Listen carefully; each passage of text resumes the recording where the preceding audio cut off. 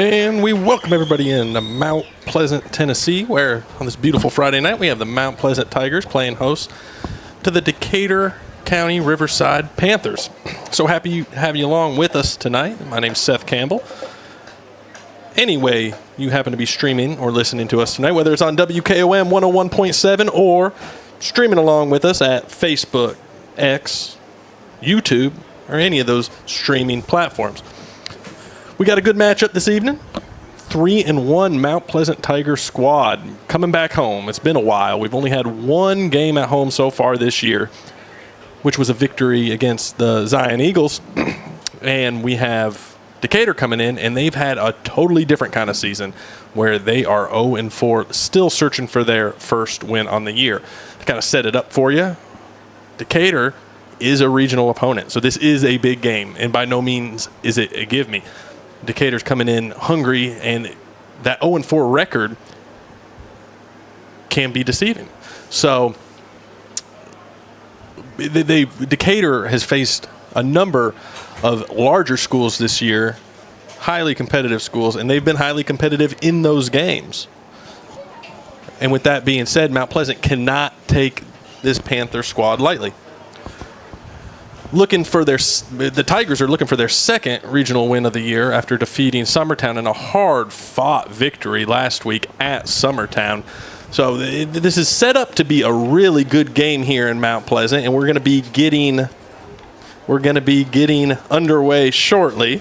And if you're streaming along with us, like my good friend Eric Coble is doing, you can take a good look at that beautiful turf field where that red and blue cross-hatched MP just pop, highlighted by white and that beautiful green that does not fade. So it's a wonderful night for football.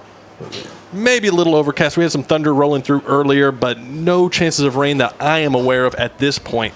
So before we get this game underway, we've got a good interview with number 22, our Mount Pleasant High School senior, Carter Dunn, that I would like to play for you, because Carter has been instrumental in our success this year here at Mount Pleasant, and it's important to highlight these seniors as they continue on their journey with the Mount Pleasant squad.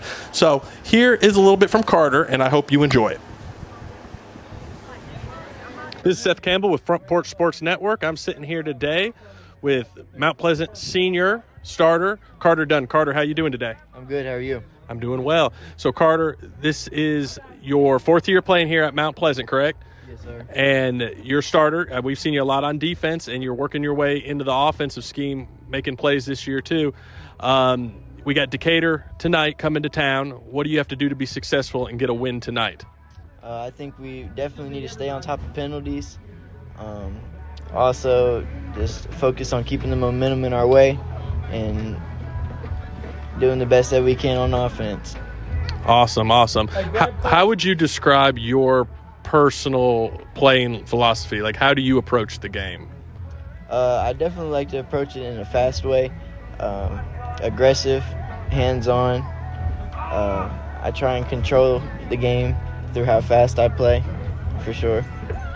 Okay, so tell me your favorite memory. It could be anything, really, from playing here at Mount Pleasant the last several years here. Just something that stands out to you. I would say the Loretto game from my sophomore year. That was probably one of my most favorite memories, just watching the shootout whenever we had Nick Brown in them. Yeah, that was a memorable game for sure. And tell everybody listening and watching tonight what your plans are post-high school, or what do you kind of have a blueprint for right now? Nothing set in stone probably, but whatever you think you're going to be doing. I definitely want to get into like heavy machinery and equipment, or just anything in TCAT trade-wise. Definitely maybe an electrician or like HVAC. Awesome. Well, Carter, I appreciate you joining me today. Go get them and get that W. Thank you. So you just heard from Mount Pleasant starting senior, number 22, Carter Dunn. He has a good head on his shoulders, and if you've seen any Mount Pleasant ball this year, you've noticed that Carter is all over the field. Exclusively on defense the past couple of years, as far as my mind can remember, he has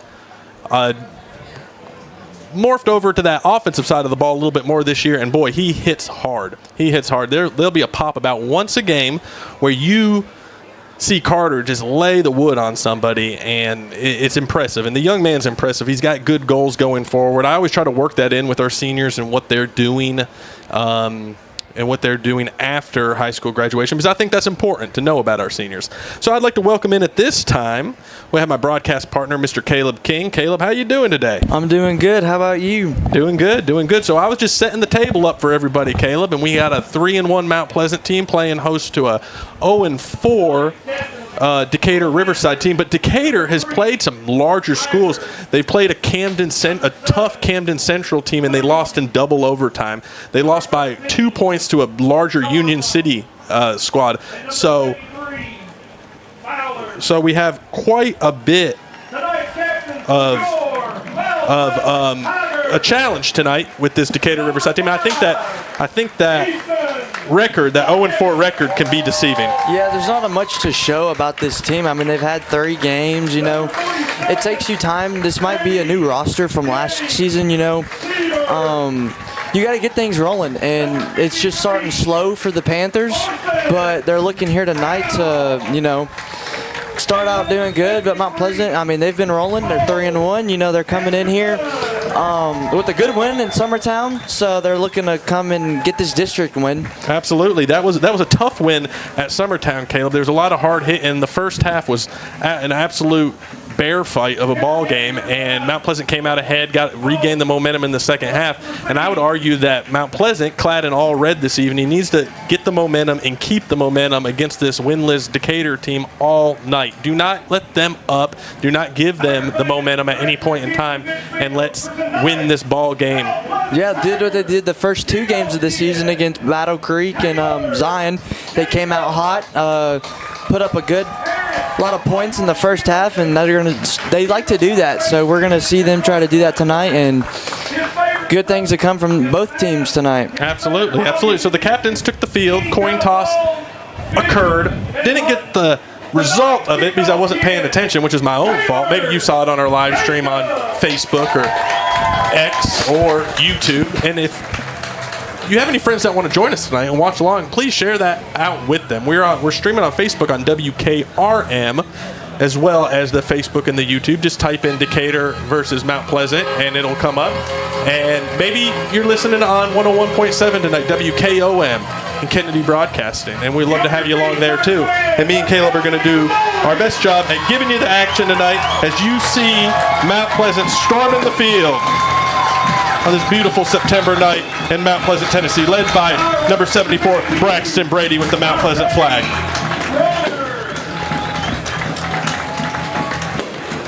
Fireworks in the background, always a staple here at Mount Pleasant home games. I'll be excited to see the Mount Pleasant offense when they take the field tonight. The offense has been up and down throughout the year. There's against Forest 2 weeks ago in Chapel Hill, they stalled a little bit, and they were struggling to get the momentum. Now, there was a lot of things at play in that game, including terrible weather. And then last week at Summertown, it was just a tough game. Yeah, I mean, at Summertown, you're always going to, you know, you get caught sleeping, Summertown's going to punch you right in the mouth. So, I mean, Summertown isn't a team to sleep on. And, you know, Forest, I mean, they're a great team as it is. And, you know, Mount Pleasant just got to get it rolling. Just got to get it rolling tonight and start off strong. And get this Decatur team, while they might be a little down, they lost last week to regional opponent Adamsville 46-6. Yeah. And Adamsville and Lewis County, in my estimation, are going to be the where we need to be in the region. They're going to be the top, and we need to be right there with them. They play tonight, don't they? Or Adamsville, there's a... Yeah, I think they played. There's a 4-0 team in the district, and I think it's another 4. That would be Adamsville and Lewis County, so that would be one to watch for sure. They're playing tonight, so that's a game that we'll keep you updated on. Let them beat each other up, Caleb. Yep. And let's take care of business here. So we have Braden Case ready to kick. Does the windup, and there it goes, and we're underway here in Mount Pleasant, Tennessee. So happy to have you along with us. Returner gets the ball about the 15-yard line. He's up to the 20. He's fighting for more yards, and he's tackled by number 22, no other than Carter Dunn, just beyond the 20-yard line. So Mount Pleasant's going to start this game on defense. They're going to get a chance to stop this Decaturville offense that has struggled to score points. Well, at least last week they struggled to score points with only 6 points against that Adamsville team. Let's see what we can do. This has been a stingy defense throughout the year for Mount Pleasant. They struggled with Forest at times, but Forest has that exceptional running back. Everybody else has really spun their wheels against this Mount Pleasant defense. Yeah. You know, don't know too much about this Panthers team, but we're going to learn tonight and see what they can do. Absolutely. So we're going to have the Panthers starting in shotgun, flanked to his left by a running back. It's going to be a quarterback keeper around left tackle, and he finds a little bit of room. We'll say a gain of 3 to 4 yards to bring up second down. And if Mount Pleasant has gotten good at anything lately, after facing that Summertown team, they know how to defend the run. Oh, very much so, yes. Yeah, that run game for Summertown was intense. It was death by 1,000 cuts. So we have to see if this Tiger squad maintains gap integrity, linebackers firing.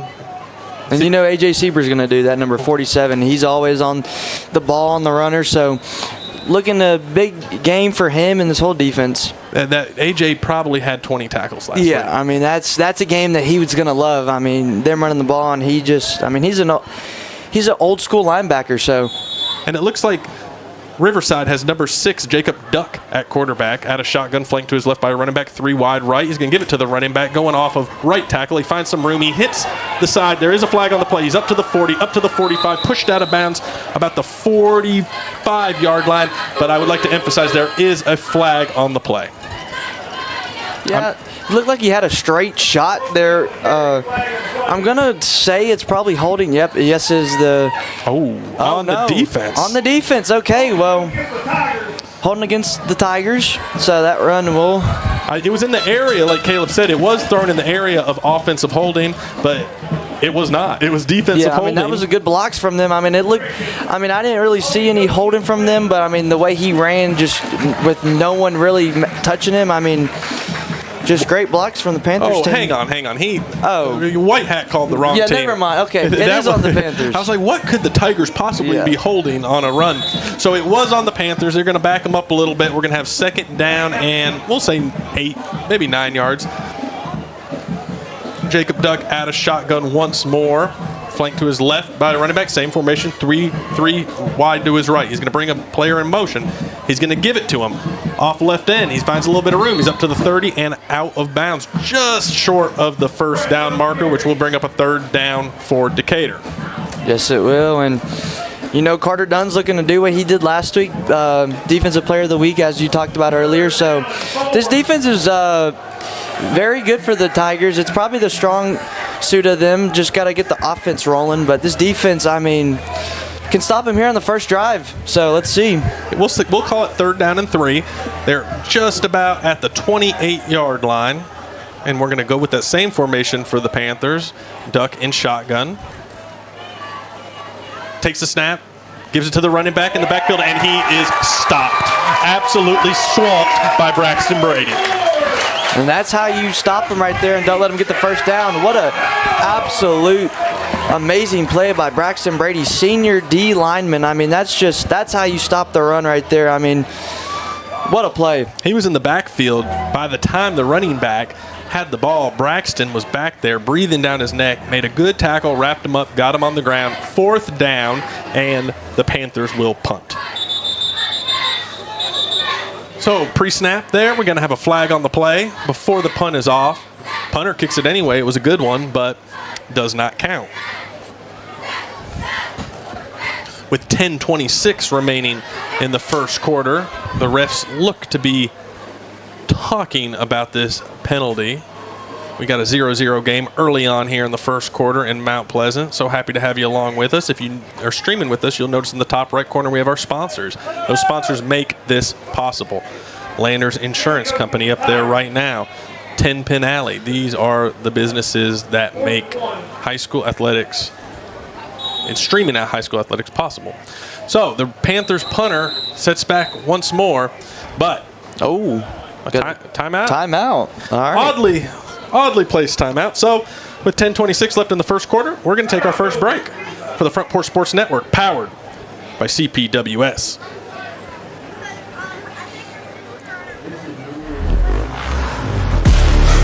A body in motion stays in motion until you feel that muscle tighten, that sharp pain you didn't expect, and suddenly you're stopped in your tracks. KRT helps you get back in action with all natural pain relief in just minutes. Don't get sidelined by muscle cramps. Stay in the game with KRT.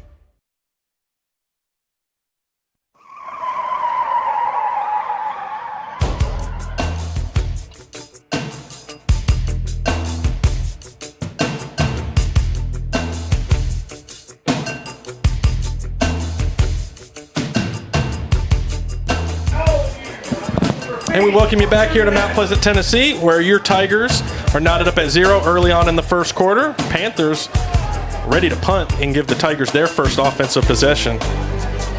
Looks like they're going to go for it here. Oh, I stand corrected. Let's see. Oh, we got a bunch formation here. And it's going to be a draw up the middle. And that play was really poorly executed by Decatur. Deep in their own territory. What in the world were they thinking? Noticed that earlier. Looks like it's short. It's going to be Mount Pleasant ball inside of Riverside territory. This is huge for the game. So let's take a quick look at it on the KRT Athletic Cream instant replay. You got to have a little draw there if you're streaming along with us. And that play just went absolutely nowhere. Number 7, Jalen Smith right there, just set the edge, just came off as a corner blitz and just got the running back. So I'm still kind of shocked for all of our listeners on 101.7 that Decatur went for it with not much luck. So Tigers take over. They're going to shotgun snap. He's going to sweep it along the left end. Number 4, JP Easterling finds some room all the way up to the 23-yard line. That was a good first down pickup for JP. Out on a toss sweep to the left. Boy, though, what a play by Decatur to go for that deep in your own territory. Mount Pleasant had the 2 back returners, but then they switched to just 1, and then Decatur called a timeout. So we're going to have second and about 3 here for your Tigers. Cale Scott is in shotgun. He fakes the draw. He does a reverse with number 14, Niehaus. There's plenty of room. Flag comes flying, but Peyton takes it all the way to the end zone. But hold your horses. Flag on the play, and that is coming back. We had Caleb last week. There was flags every other play, man. Oh. And so we grew accustomed to laundry on the field. And on a play like that, regardless of the hold, or if there was, I didn't see one on the offensive line. Peyton had so much room off of, right end out there. And he was going to get some serious yards. So that's unfortunate for the Tigers. Yeah, very much so. So looks like they're going to repeat first down, but second down, and it's going to be 2nd and 5 here. So and just still about 10 minutes left in the first quarter, and Cale Scott's going to line up in shotgun once more. It's going to be flanked by Caden McCrory to his right. Have 2 receivers out right, 1 out left. He's going to look to pass. He's looking for Peyton. He's going all the way to the end zone. Peyton's got him beat. Peyton catches it. That is a Mount Pleasant touchdown. What a play from Scott to Niehaus for 6. That connection, once again, showing why it's going to be a great connection later on in the season.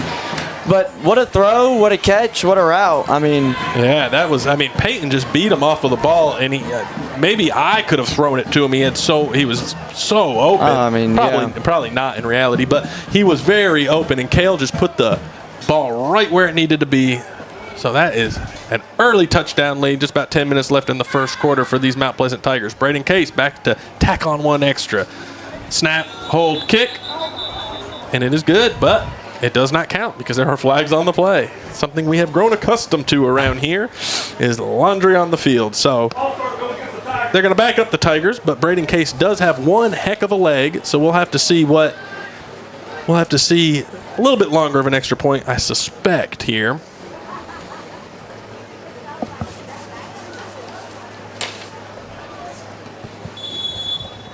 Snap will be by Braden Parrish. Hold will be by Carson Howe. So let's do this one more time. Snap, hold, kick. Oh, good. What a beauty. Yep, that could have been much longer. So, with just under 10 minutes remaining in the first quarter, your Mount Pleasant Tigers have 7, Decatur Panthers 0 for the Front Porch Sports Network, powered by CPWS. We'll be right back. internet slowing you down? It's time for an upgrade. Whether you're at home, working from your home office, or at your business, it's time to unleash the speed you need with speeds up to 1 gig at CPWS for as low as $70 a month. Give us a call, 931-375-7777. Local service, local support, CPWS.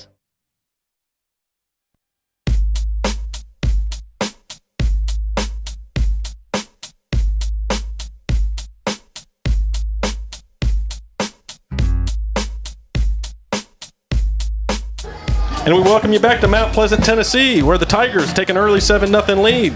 They're preparing to kick off for the Panthers to have their second offensive possession. We're so happy you're along with us tonight, whether you're listening on 101.7 or streaming along with us. I'd like to give a special shout out to Neil Patel, Mount Pleasant High School junior, who's watching along with us on YouTube.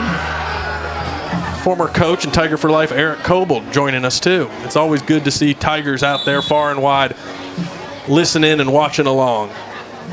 Braden is back to kick it, and he puts his leg into it. He drives it deep into the end zone, but the Panthers going to take it out. He's up to the 10. He's looking for a hole. He finds one. He's up to the 15, to the 25. Makes a spin move and gets a little bit loose there, and he gets it all the way up to the 30-yard line. Pretty good return by number 3 for the Panthers, Cody Brasher.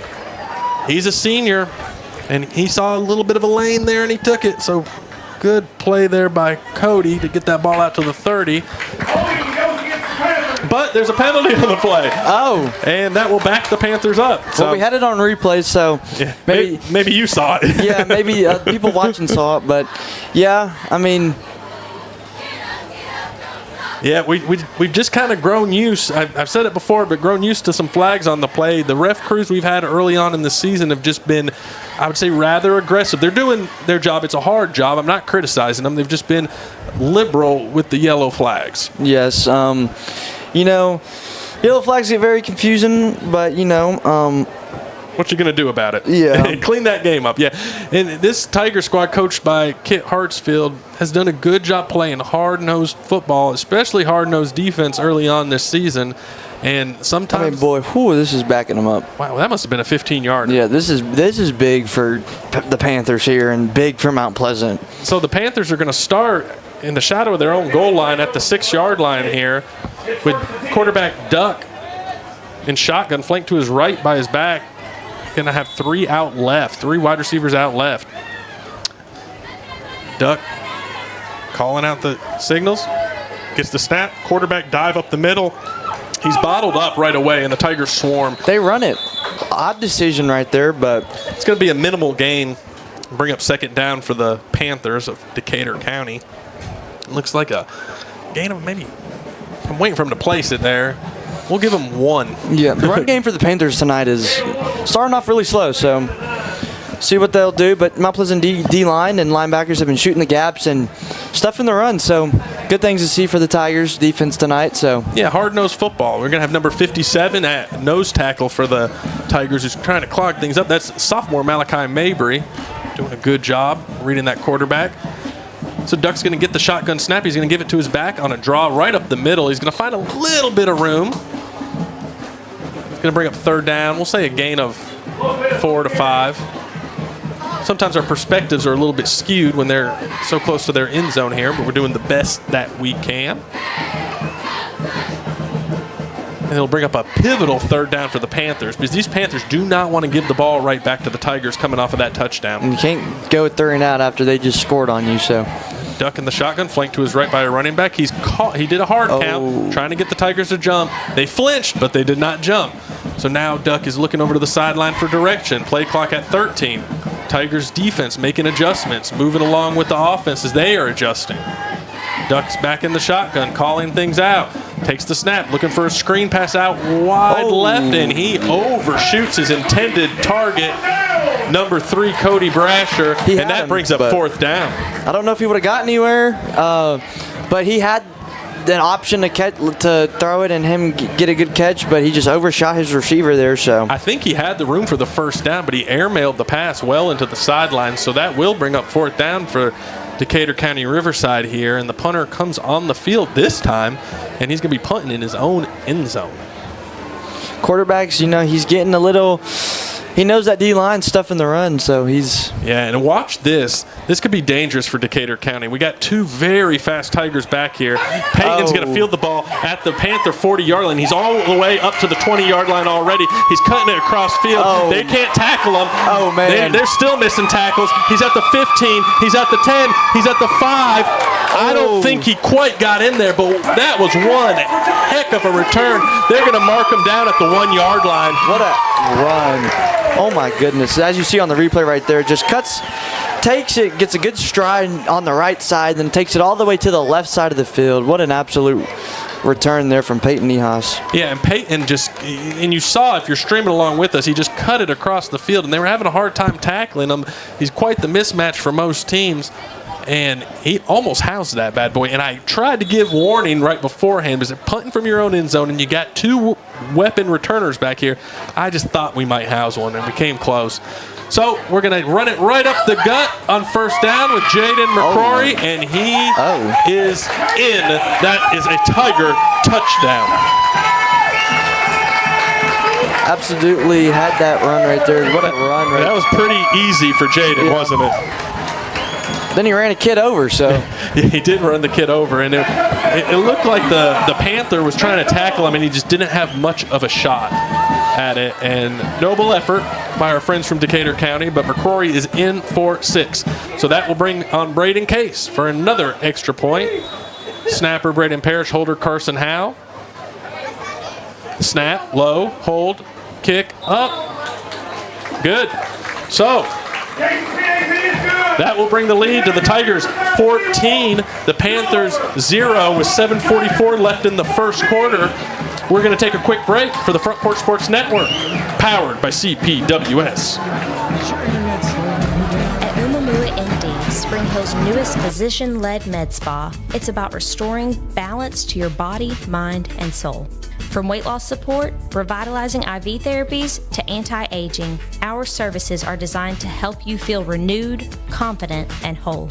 At Umamua MD, consults with our medical director ensure safe and personalized results.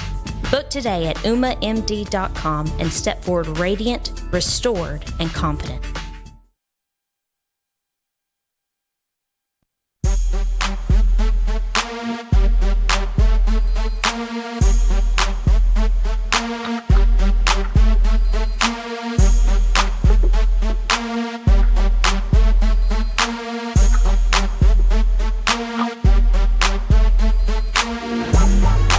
Welcome you back to Mount Pleasant, Tennessee, where your Tigers find themselves up 14-0 with 7.5 minutes left in the first quarter. It's been all Tigers so far, Caleb. Yes, very much so, and kicking it off to the Panthers, and that was a quick drive. But when you noticed it very aptly, when the Panthers were backed up inside their own 10-yard line, you knew that was trouble for them. Yeah, it turned into a Tigers quick touchdown. He had that open stride where he could just take the ball and run with it. So, absolutely. And Case is going to send this one through the end zone. That has a heck of a leg on Braden Case there. And it was a beautiful kick. And that's going to give the Panthers the ball, and they're going to have a chance to stop the proverbial bleeding here as they find themselves in a 2-touchdown hole early in the first period. So if you're the Panthers, you're coming off of a sound defeat at the hands of Adamsville, 46-6, and now you find yourself in the hole 2 touchdowns halfway through the first quarter. What's your mental state like? I don't really know what they're thinking. I can't really think too much when they ran the ball and only threw one time and when they were in their own territory. So hopefully they just, you got to throw the ball. You got to get some yards and get the score up as quick as you can. So Duck is going to take the first down snap out of shotgun, flanked to his right by a running back, and he's going to give it to the running back, who finds no room, and he's wrapped up and tackled quickly by number 74, Braxton Brady, who's been a menace on the defensive line in the early goings on this Friday night. Very much so, and the D-line right now has the battle in the trenches won so far against this O-line of the Panthers. So give credit to these Mount Pleasant defensive line here. They're doing a great job. I know that. Braxton Brady's in the backfield by the time the quarterback gets the snap. So that's going to bring us up second down and 10 from their own 20-yard line. Panthers are going to go out of shotgun once more, which seems regular for them. One wide out right, one wide out left. Brings a man in motion. He's going to give it to him from left to right, looking for any room. Doesn't find much, finds a little, but there is a flag on the play. Panthers are driving the ball from left to right on your radio dial. That will be a holding call against Decatur County Riverside, so that will back them up even more. As you see on the replay there. Assuming that they accept it, and head coach Kit Hartsfield does. Decatur County with a bright yellow helmet for all of our listeners, white jersey and blue and yellow bottoms. Mount Pleasant clad in red bottoms, red jersey, and white hat. Classic look for the Tigers. All red we've gotten used to this year. The Decatur County Riverside young men, similar to BGA or something of the sort. So we're going to take a shotgun snap, and it's second and forever for these Panthers. He's going to give it to the running back who's going to go off left end. He's going to weave his way up, pick up a few yards on the play, bring up third down and long. Doesn't get back to the original line of scrimmage. So Decatur County finds themselves hurting early on as the Tigers are asking their faithful to get loud. Nazir Carter, number 0, off of right end there, pumping up the crowd. Mount Pleasant High School junior.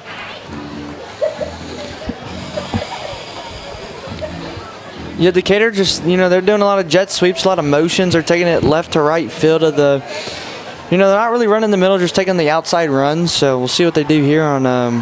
Third down, out of shotgun. He's looking back to pass. He's looking deep left. He has number 1 covered well by number 13 for the Tigers, and the pass falls harmlessly incomplete.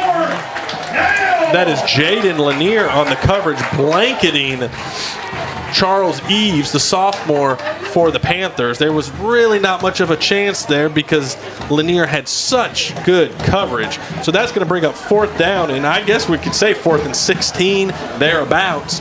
And this is a no-doubt punt situation for Decatur.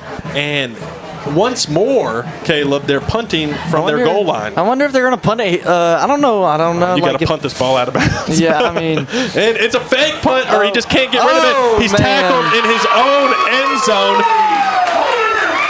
I was not expecting that. And he apparently got the ball out at the 1-yard line. Wow. So the Tigers will take over with 1st and goal from the 1-yard line. I think the punter attempted to roll out and give it a rugby-style punt, and Hunter Holt was all over him and brought him down. Cannon. I mean, oh my goodness. This is disastrous for the Riverside football squad here. I mean, they haven't got anything going. I mean, this is when you take advantage of this right now. And with 6:23 left in the first quarter, the Tigers are knocking on the goal line here. We're going to have Cale Scott out of shotgun. He's going to give it to Caden McCrory, who's working the left end, and Decatur County stops him. That'll bring up 2nd down, still inside the 5. If they can stop them here in their own territory, I mean, that would be good, but the mental state on this Panthers team right now has got to be pretty low. Yeah, they're getting kicked up and down the football field, and there's some mistakes there. If you're the punter, you got to get that ball away. And he rolled out with it, and he's so scared of those returners, he just got tackled on the 1-yard line. So here we go again, 2nd down. Scott out of shotgun, flanked by McCrory in shotgun. He's going to give it to McCrory, who's going to weave it back around right tackle into the end zone. Give him 6. That's a Tiger touchdown.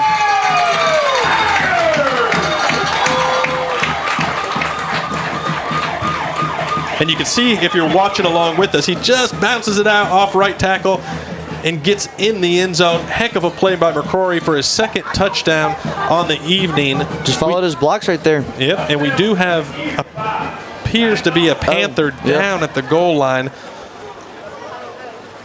We're kind of keeping an eye on him as the coaches and the trainers attend to the young man. We certainly wish him well and are monitoring the situation as the Mount Pleasant Tigers take a knee. So, with 5:43 left in the first quarter as they tend to the fallen Panther, we will go to break for the Front Porch Sports Network, powered by CPWS. Columbia Power and Water Systems is dedicated to bringing our customers reliable local service. Whether you're turning on a light switch, your faucet, or streaming on TV, our dedicated team members from here in Murray County work every day to keep you on. If you need us, call us 931-388-4833 or visit cpws.com. CPWS, local service, local support.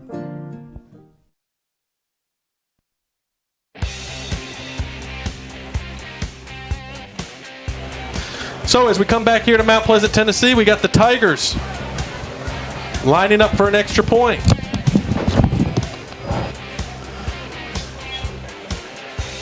As that Panther appeared to be all right, got off under his own power. The kick is up for Case, and the kick is good. So that'll bring the score to 21-0. With 5:43 left in the first quarter, your Mount Pleasant Tigers are up 21-0 against the Decatur Panthers.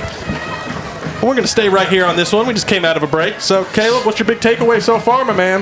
Mount Pleasant's taking advantage of their Decatur's mistakes, and they're just, getting out of this game early, 21-0 in the first quarter. I mean, that's the first quarter, not the first half. So, I mean, that's just great for Mount Pleasant. If you're this Mount Pleasant team, I mean, everything's going good right now. What else can you ask for? Yeah, I mean, your defense is playing great. Your offense is getting the ball in the side enemy territory, and they're taking advantage and scoring. So, absolutely, and we'd like to give a special shout out to everybody joining us tonight on this beautiful September evening here in Mount Pleasant. The bleachers are full, and pretty much on both ends. Yeah, they made the trip from Decatur County, or maybe you're streaming along with us, or perhaps you're listening on 101.7, and we love to have our listeners. So we hope we're doing a good job by you. Tell your friends about it. Join us here and stream along. Tell them to go to YouTube, X, Facebook, anywhere that things are streamed, we're there. Case is going to line up for the boot, and he puts his leg into it once more, and this ball is going to go through the end zone once more, as Case is on a kicking hot streak, so to speak.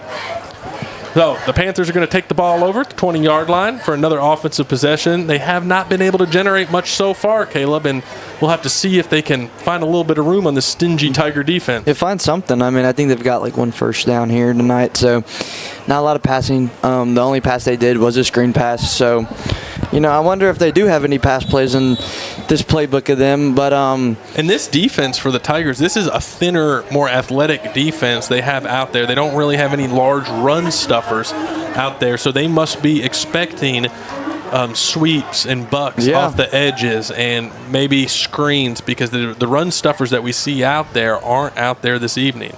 Duck lines up in, we'll say it's shotgun, but he has a back behind him, could be like a pistol. He's going to give it to him. He's going to go off of left guard. He's looking for room, and there's just a melee down there for a gain of 2 yards. I mean, these coaches for Mount Pleasant Tigers watch the tape and watch the review on this Panthers team, and, they're bringing out the right formations to stop them tonight. So give credit to the coaches tonight. And let's highlight those coaches. Assistant coaches Christian Brewer, James Fischel, Andrew Holcomb, Rob Johnson, Hayden Lovely, Isaac Marlowe, Ned Rich, Bo Shelton, and Big John Williams are the assistant coaches, with the head coach of Kit Hartsfield, athletic director Misty Grooms, all working together to make this whole night possible. Tigers are looks like they got 3 down linemen, duck and shotgun for Riverside. A little bit of a hard count. He's going to give it to the running back off of left tackle once more, and he is drilled by number 47, A.J. Sieber.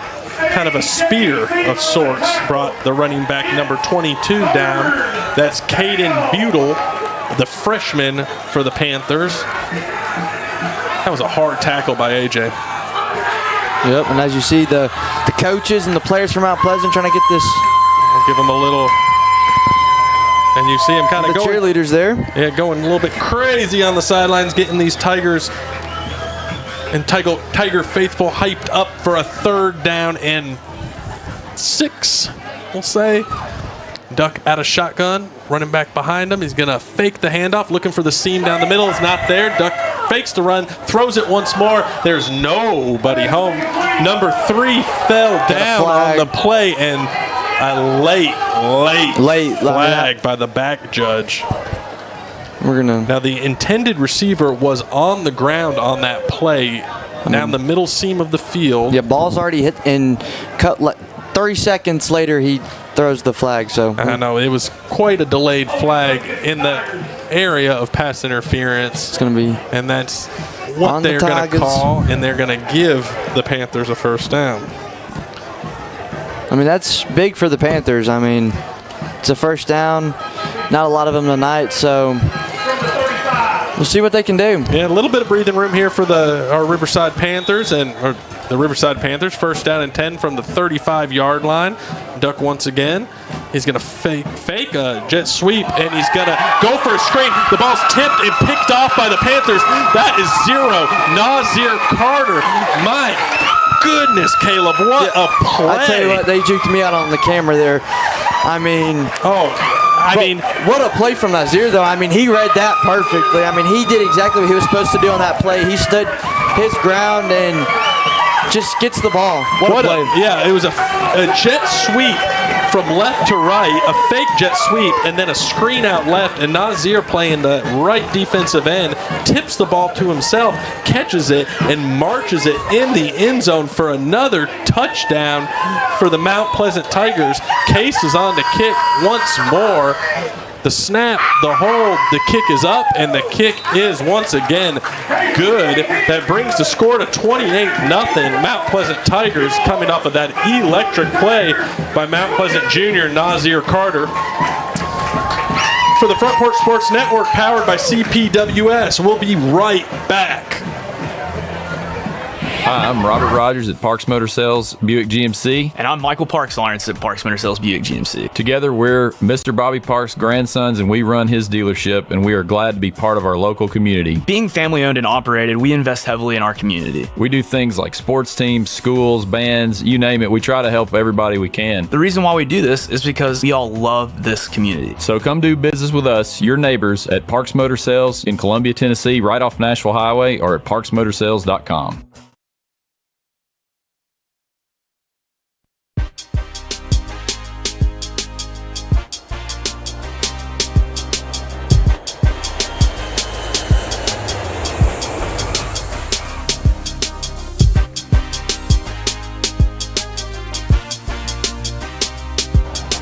And we welcome everybody back to Mount Pleasant, Tennessee, where your Tigers have a commanding 28-0 lead with 4 minutes left in the first quarter.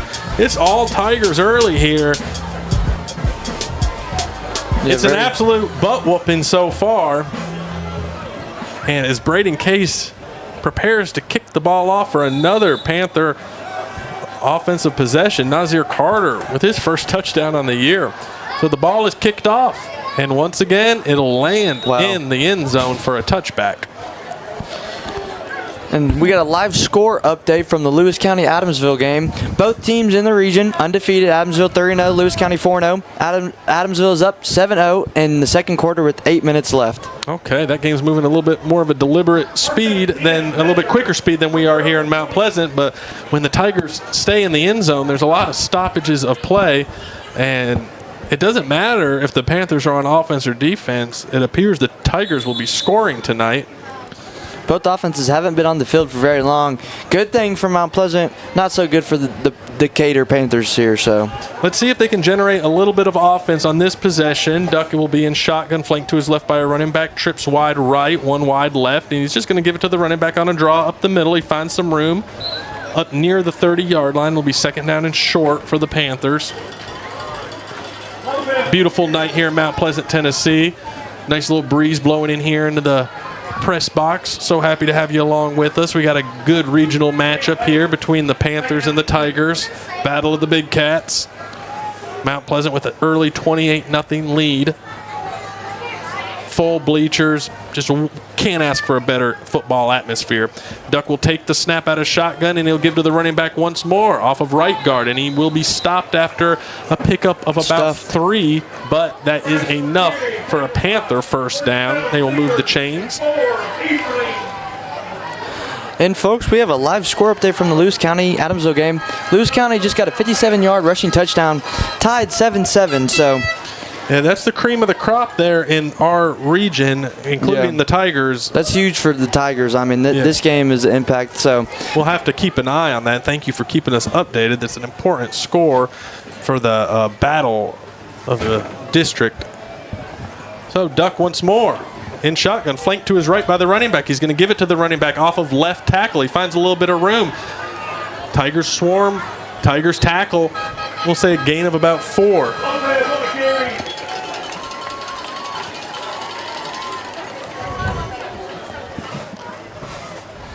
Yeah, I mean, the Tigers, they do very good of, they see the guy with the ball, they all run towards him and tackle him. I mean, they are swarm tackling tonight. And like we talked about earlier, it's a thinner athletic defense out there. You don't have a big run stuffers that we've seen so many times that do a great job. I think this Riverside offense likes to run on the edges. So Duck is going to be out of shotgun, trips wide right. Flanked to his left by a running back, takes the snap, gives to the running back once more, working that edge off of right edge. But number 47, A.J. Sieber, with that patented spear play once more, and he downs the Riverside running back. And this time the Riverside running back is having a hard time getting back up. That is number 22 for Decatur County. Caden Butel, only a freshman. He's down on the ground. He's ran hard early on this evening. We hate to see that. I mean, A.J. Sieber's he's laid the wood on he's that. No joke. I mean, A.J. Sieber, he's a tank out there. I mean, and he just fast, big. Yeah, and that combination of being that big and that fast, he got a good tackle on him. It looked like a good clean tackle, and we hopefully just knocked the wind out of Caden down there for Decatur County, and he pops right back up, and here he goes. And we like to see that. He's getting up under his own power, shake it off, and take a play or two, get back in that game, young man. A good, tough run and off those tackles. That looks like what Decatur County wants to do tonight. So 28-0 early on here in the first quarter. Well, the first quarter is actually starting to wane a little bit. 2 minutes and 3 seconds left. It's been a long first quarter. But if the Tigers keep scoring, for the Panthers. If the Tigers keep scoring, there's going to be no complaints. So that'll bring up third down and 2. I mean, third down and 2. Couldn't ask for much more. You get in a battle with Summertown, and then come in this week and just get what you want in this game. So absolutely, Duck out of shotgun, flanked to his left by a running back. He's looking for a play call from the sideline. Panthers don't appear ready for the I don't think they know what they're doing. 10 seconds left on the play clock. Trips wide right. Duck's going to take the snap, and he's going to give it one more time to the running back off of right end, and I don't think he got it. What a tackle from Carter Dunn, just absolutely swarming to that running back right there. And that's why he won Defensive Player of the Week. Yeah, that was a heck of a tackle, just mixing it up. He's much smaller. Gonna give it to him. That plainly, and it takes a lot for me to criticize the refs, but that plainly is a terrible first down call. He was a full yard short. We got a good sight here. I mean, that's like right in front of us. But he was a full yard short of the first down, and they gave him the first down anyway. And that was just a bad call by the refs, but it could happen to anybody, I suppose. This might end up bad for the Panthers. Yeah. I mean, full yard short on that one. The Duck is going to be out of shotgun, flank to his left by a running back once more. He's barking out the signal, fakes the handoff to the running back, throws it down the seam through the hands. He had him. That was through the hands of number 1, Charles Eves, the sophomore for the Panthers. He had a catch with a good gain, and he just couldn't get his mitts around it. That'll bring him second down and 10. I mean, that's what happens when you don't get your passing game early started. I mean, as you saw, the receiver was ready, but then he wasn't. And, they haven't been throwing the ball, so, I mean, should have caught it, but, Good, fortunate break for the Tigers on that one, because he did have a little bit of room. Once more, shotgun flank to his right by the running back. He's kind of a little bit of a hard count there, trying to get him another pass out to his right. It is completed up near the 45-yard line. That'll be a pickup of 3. Little pass and catch for 3 yards there. Number 11 on the reception, Jack Couples, the junior. Yep, number 7, Jalen Smith helmet came off, so he'll be out this play.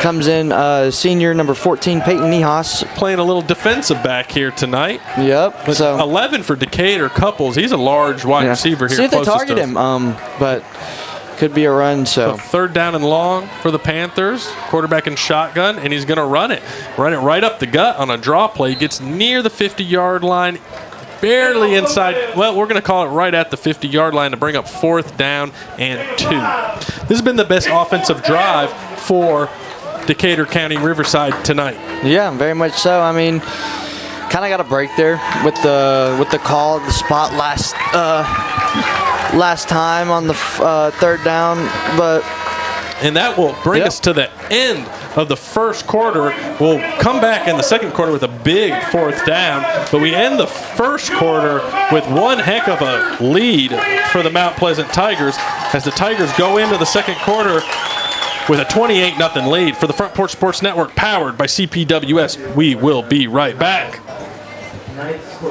Got wings? Alex's Tacos and Wings, winner of the best Mexican food and tacos in Murray County. But did you know that we also have all kinds of the best chicken wings? What's your favorite flavor? Like 'em hot? Pair your meal with a drink from the bar. Delicious food for the entire family is moments away. Alex's Tacos and Wings, 2202 Circle Drive in Columbia. Visit alexstacosandwings.com or check us out on Facebook. Alex's Tacos and Wings. Come take a bite.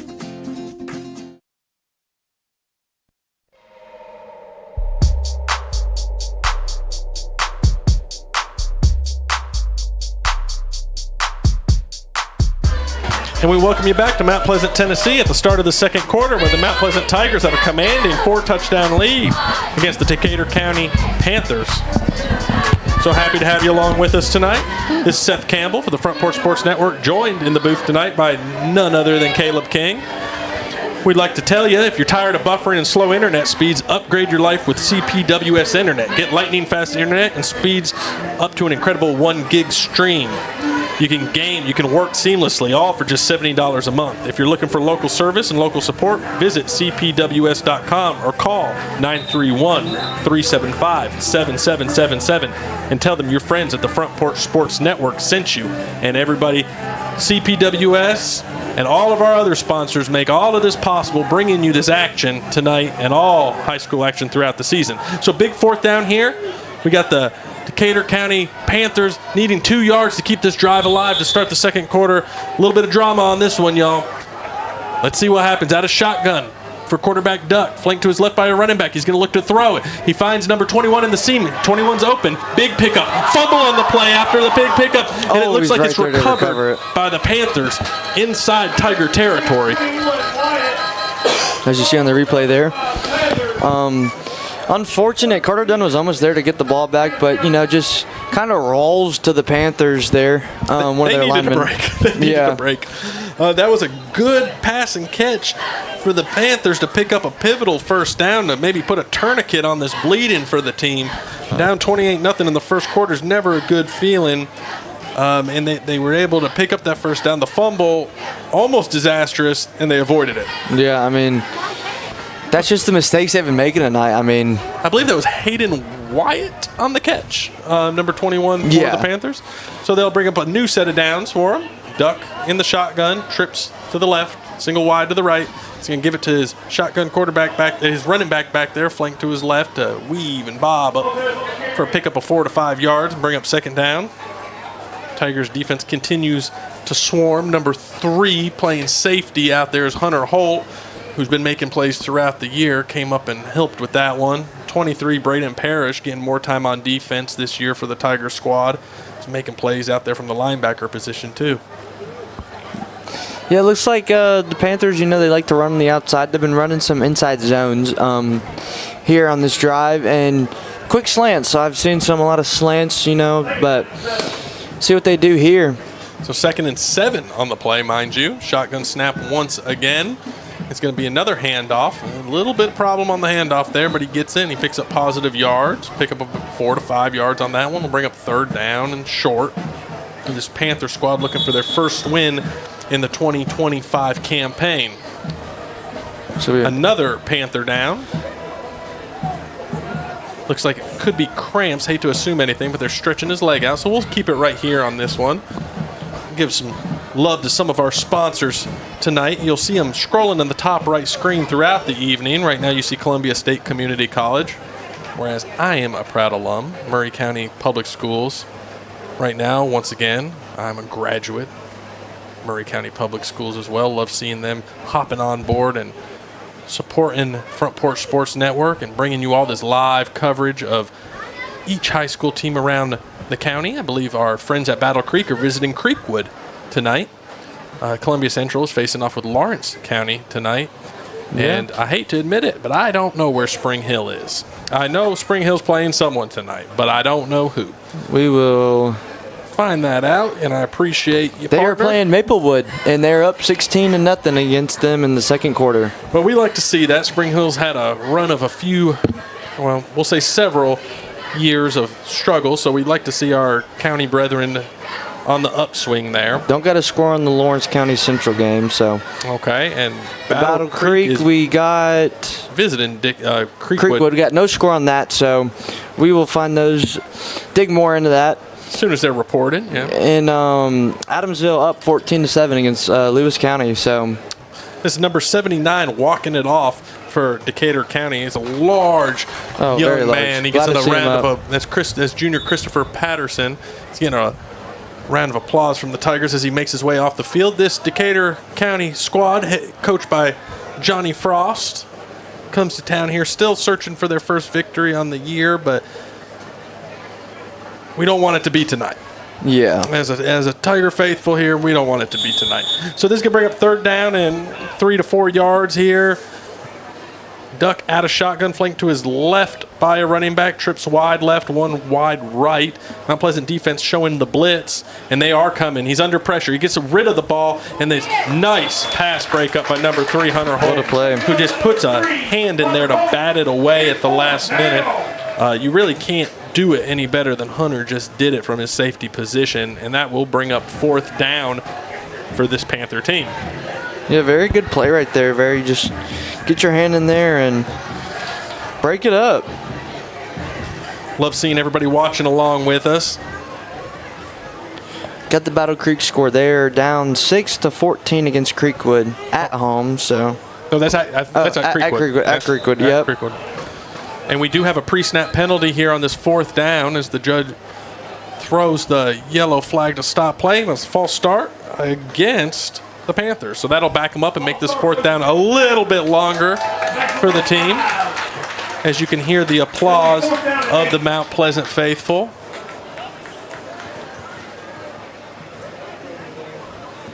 Really nice night for football here, Caleb. Oh, very much so. I mean, it feels a lot better than it did earlier in the season. Oh, yeah, and after we experienced monsoon-like conditions in Chapel Hill, I'm happy with just about anything that's short of the torrential storms and wind and thunderstorms that tried to blow us away that evening.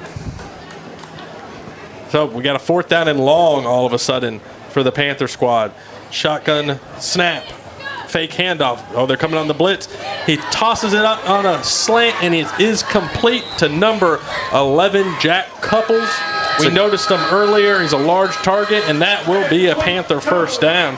You'll see it here if you're streaming along with us. Great pass. This is a great pass and catch. I mean, only place it could be, and that's where the catch was. So that'll give the Panthers a new set of downs from there. Let me get this one right. 18-yard line, it appears. So we have 9:34 left in the second quarter. Tigers still with a commanding 28-0 lead, but the Panthers driving. Duck in shotgun. He's going to give it to he's going to fake it to the running back. He's going to throw it in the end zone. And that ball is caught in the end zone. Wow. And that is a Panther touchdown. Another catch by Jack Couples there. This Panther offense is starting to warm up. Where was that all game? I don't know, but you'll see on the KRT Athletic Cream instant replay here. Beautiful camera work by Caleb to get the throw and the catch, and that will bring the score to 28-6. We have an extra point. What is going on here? We have an odd formation pending, and I bet they bring this back to a kick. Yeah. And they're starting that spread. Getting some extra, some jogging there. So old Oregon formations we saw, 20 years ago to start with. Everybody started cloning, and every once in a while you still see them. It's 13 back to kick for Riverside. And they do a little flare before they get down in their positioning, and it drew the Tigers offside, so it's going to give Decaturville a little bit an advantage here. They're going to move the ball closer to the goal line. Maybe they go for 2, but it doesn't look like they're I was changing. going to say maybe you take a chance, but I think they're just going to stay in this happy to get formation. on the board here. Happy to get on the board. So I don't even think they moved the ball hardly at all. On that. I don't. Yeah, it was a very Snap, hold, kick is up, and that kick is good. Yep. To give Decatur a touchdown and an extra point on the night. So new score with 9:20 remaining. Mount Pleasant 28, Riverside 7 for the Front Porch Sports Network. Powered by CPWS. We will be right back. At CSH, we know the sport of football builds discipline, character, and work ethic, 3 common characteristics of winners. It's a sport where we drowns out me. Leadership is nurtured, and that's why CSH supports all Murray County football teams, and want to say a special thanks and good luck to every player, coach, volunteer, and parent of this year's teams, from youth programs, middle schools, and high schools. We know football builds men that make a difference. Let's go.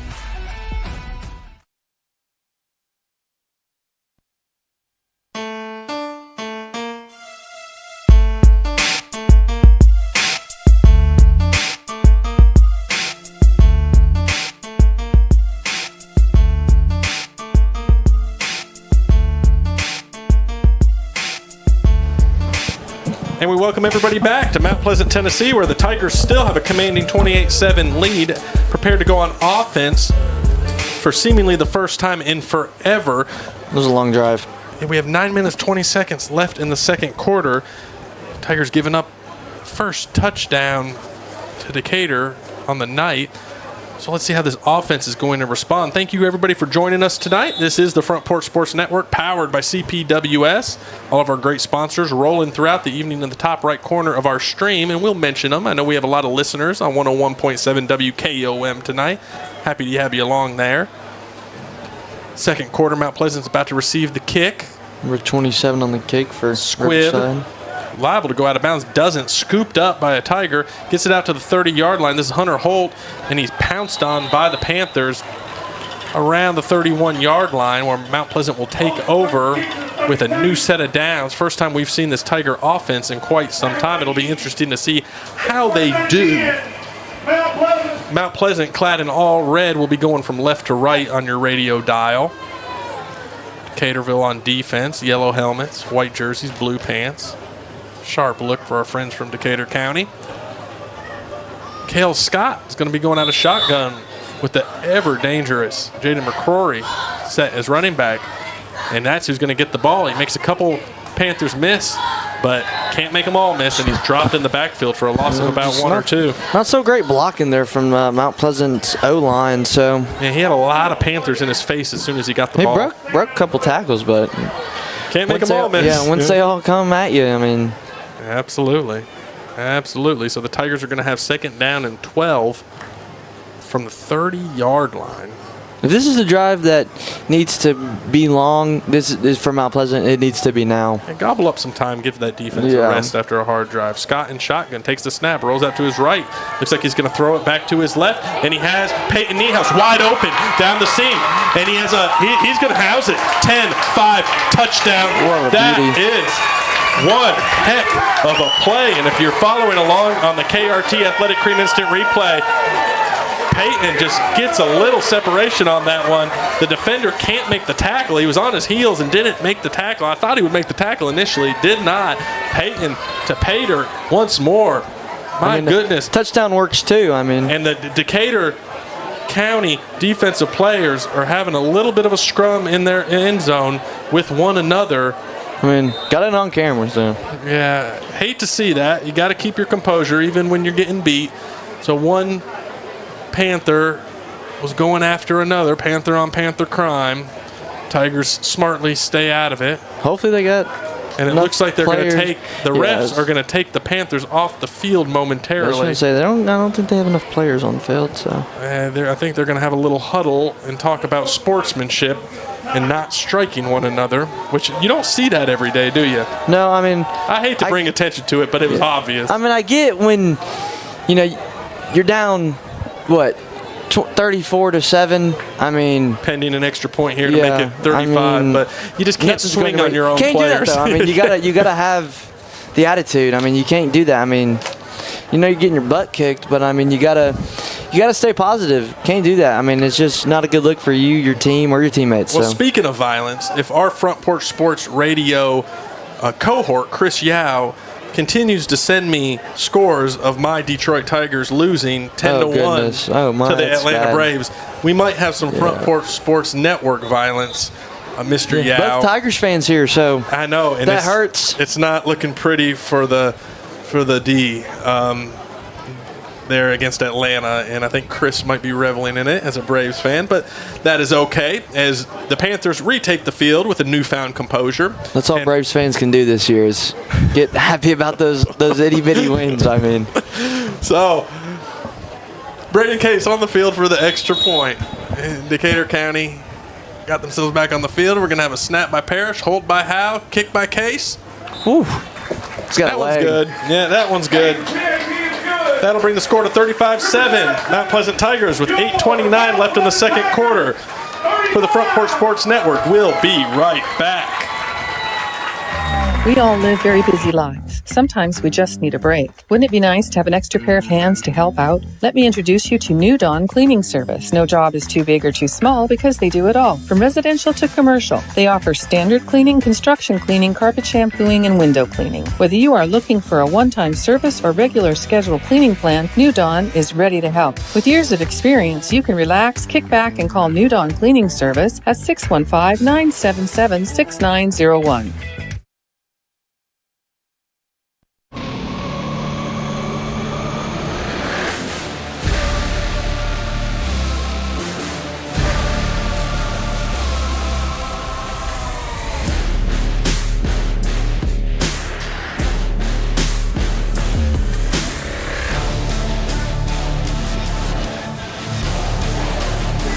We welcome everybody back to Mount Pleasant, Tennessee, where Mount Pleasant strikes again, bringing the score to 35-7 in favor of your Mount Pleasant Tigers. It's been a slow half with all this scoring. Hope you took the first half over if you're interested in that. Not that anybody's actually doing that, but lots of points in the first half. Yep, got a score update for you. Lawrence County 7, Columbia Central 14. Okay, Lions of Columbia Central ahead early there. It's the 4-0 Lawrence County. Oh, goodness, I didn't know that. Yeah, the 4-0. Yeah, I didn't know that either. First year with new head coach down there, too. So, Braden Case set to kick it off for the Panthers to get offensive possession. And he's going to pooch it. And that ball's going to land near the 50. It's actually caught by 0. All right. That's number 23, Braden Parrish, and number 57, Malachi Mabry, just collapsed on the back. All right, let's see what this Panthers offense can do. That was a violent collision. We got right in front of us at front midfield. row seats to that. But it's going to give the Panthers a good field position in Tiger territory. I'd like to thank everybody joining us tonight. Love to see the comments rolling in from Aiden and Shawnee there. Danny, keep them coming, y'all. We're on 101.7 WKOM tonight. My name's Seth Campbell, joined tonight by Caleb King. Love being on the radio, love streaming, Facebook, X, YouTube. Join us, tell a friend. As the Panthers take over here inside Tiger territory. Quarterback duck and shotgun, flanked to his left by the running back. Takes the snap, fakes the handoff, looking deep once again, winds up. Wow, he delivers. Well covered in the secondary. Ball falls incomplete. Intended receiver was Charles Eves, the sophomore. Nothing there. He was double covered, bracketed by Tiger defenders. Completely overthrown. A lot of Riverside players looking for the flag there. I mean, there was no way that. Yeah, I mean, I think it was just overshot. And he was double covered. I don't think there was anything there. He loaded that up. I mean, just overshot his receiver. So, I mean, important to note that our Decatur County quarterback out there tonight, Jacob Duck's only a freshman. Yeah, freshman. So he's showing some poise, even though, they're losing substantially. Tell you what, though, this number 1 here for Decatur, this dude's a large individual. Oh my goodness, they got some large receivers. Charles Eves down there, and this is going to be a handoff right up the gut. Another violent collision. Braden Parrish involved in that one. That'll bring up 3rd down and short. You can see you can see the DNA of a good team here for the Panthers. They have some size. Number 1's only a sophomore. I know. You see, it's going to happen. Number 11's a junior, so, I mean. It's going to happen. Hopefully not. We don't want it to happen tonight. Yeah. But they stay there. They got good team for, at least on offense, for a good couple years. And they have in the past, too. Yeah. We've got our butts handed to us by this team before, too. So a 3rd down, about 4. It's going to be a running back handoff off of right guard, we'll say. It's going to be short of the 1st down. It's going to bring up 4th down and 2 as the Tigers' stingy defense continues to flash. We'll say Braden Parrish once more involved. And yes, 4th down and 3. You got to go for it. At the Tiger 42-yard line, the Panthers, as Caleb said, will be going for it. I mean, they desperately need some momentum if you're a Panther fan, which we are not, but they got a little bit, and then Mount Pleasant took it right back, which is a good thing for us here. So, yes, sir. So, big 4th down play here. Play calling looks to be a little bit of an issue here for Decatur tonight. A little slow. Inside 7 seconds remaining on the play clock. Malachi Mabry lined up at nose, bearing down. He's going to have a good play here, I think. Fake handoff. Looking to the screen, can't find it. And he's in trouble, and he is sacked. He just ran right into the Mount Pleasant defenders. I know, he made a few miss. And then number 1, Jaden McClure with the spear, as you see on our KRT Athletic Cream instant replay, if you're streaming along with us. Fake the handoff, screen's not there, makes one defender miss, but then he's just speared down by McClure for a turnover on downs. Love to see McClure back on the field, so that's great for Mount Pleasant fans. So. Yeah, 1st and 10, Mount Pleasant Tigers. Good field position. And the whistle. Let's see what we got. I think Decatur County's having some issues with number 1 there, Charles Eves, as he is ordered off the field and replaced. I think he was the one earlier with the chirping with the teammates. So just got to keep your composure. Just got to breathe sometimes, young man. So Tigers take over the ball. Cale Scott had a shotgun. He's going to give it to McCrory. Finds some room off left end. He's still going. He's up to the 45, to the 40, to the 30, to the 20. McCrory is pulling away, and he is in the end zone for a Tiger touchdown.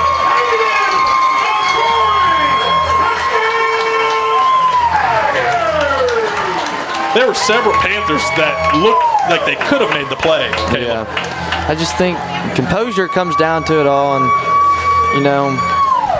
got to have some fight even if you're down big. He just kind of cut through the teeth of that defense like a hot knife through butter.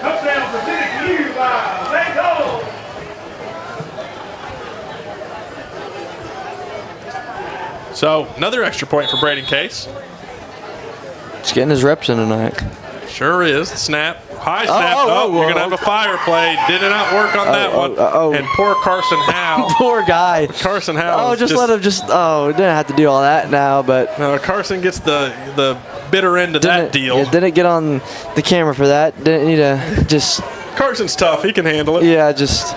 So, with 6:26 left in the second quarter, Tigers 41, Panthers 7 for the Front Porch Sports Network, powered by CPWS. We will be right back. This is David Usselton with Usselton Automotive, located in Columbia, Tennessee. We service all foreign and domestic vehicles. We take pride in our work, and we don't cut corners. We offer a 5-year, 50,000-mile warranty and loan our cars with almost every repair. We are located at 1201 South High Street in Columbia, Tennessee. You can reach us at 931-215-1765 or find more information at usseltons.com.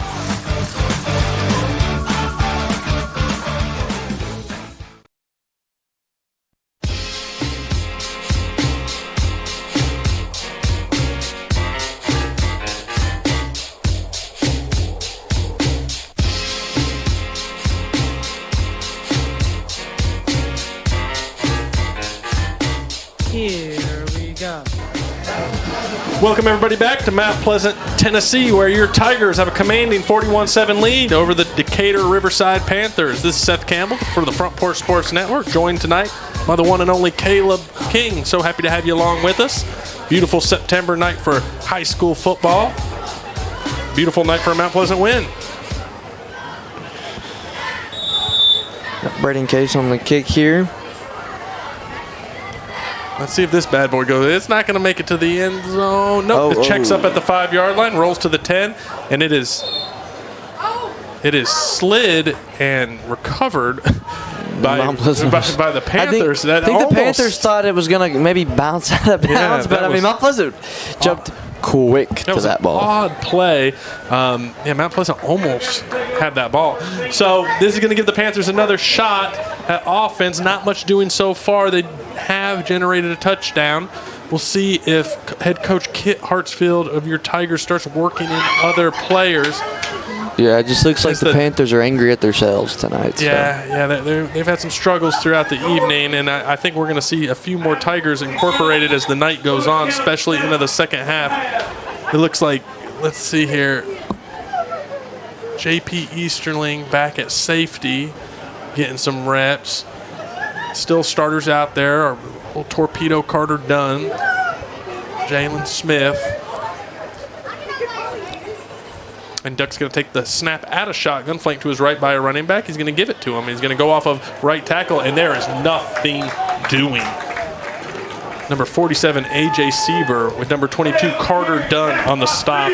These Tigers sure swarm to the ball, Caleb. Very much so. And Sieber, he just has a knack for just getting to the ball carrier and laying an absolute blow to him. So he's shaped like a linebacker, too. Oh, yeah, very much so. He just looks like a linebacker. Got some young linebackers from Mount Pleasant, but I tell you what, they are not scared of contact, and that's what you want in a linebacker. And they shoot the gaps. And AJ's only a sophomore. Yeah. So we're going to have second down and long for the Panthers. There's going to be another handoff right up the gut, and once more, nothing doing. Stuffed, and he's trying to run it out, but he's Number just 57, Malachi Mabry, on the big stop there, getting into the backfield. Another sophomore. Yeah, I mean, this team is young, but they are good at it. So yeah, they're just going to develop even more, and they're already good as it is. So we have quite a few of them out there, and mixed in with some seniors. Number 7, Jalen Smith. 74, Braxton Brady, senior. 22, Carson Dunn, senior. Hope I'm not missing anybody. So we're going to have a fake handoff. Boy, it was shot a fake torpedo. Yeah, fake handoff spin, looking for a screen. Same play that resulted in a Nazir Carter interception for a touchdown. And number 6, quarterback Duck for Decatur, just gets hammered as he gets rid of the ball. No flag on the play. And that'll bring up 4th down and very long. I was trying. If you're the Panthers here, you kind of want to get it out of your territory from past experiences. But another recipe for disaster for Riverside here. No matter what it is, I mean, it's going to be. They're punting deep into their. Looks like they don't have enough guys on the field either. So. And the combination of our returners, I see J.P. Easterling and. Who is he joined by back there? I don't believe that's Peyton. I can't tell. It's kind of hard. We have one. So we got the punt. They're going to get it away this time. It's going to be returnable. And it's fielded by Peyton at the 45, the Panther 45. He's got it up to the 40. They're clamping down. He's got it to the 30, inside the 25, and down right about the 20. Well, we'll say the 26-yard line. Like field goal range for Braden Case. I mean, that dude's got an absolute leg. So no, good return by Peyton on that one, just weaving his way up. There wasn't a whole lot there, but all in all, the Tigers are going to start the drive at the Panther 26-yard line. I was going to say, I mean, the way they've been moving the ball here tonight. What can you say? Can't ask for anything better. So let's see. We've got 4:46 left in the second quarter. Tigers 41, Riverside 7. Moving a lot more faster. So Yes, indeed. So Cale Scott out of shotgun. He's going to give it to his running back. That's Jaden McCrory working off of right end. He puts the spin move on one Panther defender and gets about 10 more yards off of that. That was a beautiful spin move by number 6, Jaden McCrory. And that's a first down to 10. Yep, first down Tigers. That's something you do in Madden. Oh, very much so. he put the spin on that guy and left him in the dirt. So let's give some shout outs to some sponsors. We have Davis Heaton and Coolin, Tillis Jewelry, Ron Hart Foundation. If you're streaming along with us, you see these throughout the evening. Health Markets, Mirane Korean restaurant. We have first down and 10 from in the red zone here for the Tigers. Scott with the shotgun snap. He's going to screen it out to J.P. Easterling, who tries to find a little bit of room and might pick up a yard on it. Good tackling by the Panther defense. Yep. Making a second down and 9 on the play. Junior number 0, Cade Roach for the Panthers. Lost his helmet, so be a sub in for the Panthers. Looks like, I want to say number 11 for the Panthers will be in. Number Jack Couples, who you've seen on offense tonight. Looks like he's getting some defensive rep. So, offensive coordinator Andrew Holcomb for the Tigers has cooked up quite the game for this squad tonight. Let's see if he can come up with something with second and long inside the red zone here. And it's a fumbled snap. Just a botched and snap. It's a lot of people on the ball there. I think the Tigers recovered it, and they did. Cale Scott Cale Scott jumped on it. After a fumble on the snap. Just a weird snap and grab there. So seems like the being up substantially 41-7 inside 3 minutes in the second quarter. There's a whole lot of you don't feel a whole lot of vigor right now for the Tigers. They seem to have let their foot off the gas a little bit. They are on the 14-yard line, and I think they're happy to bleed some of this clock off.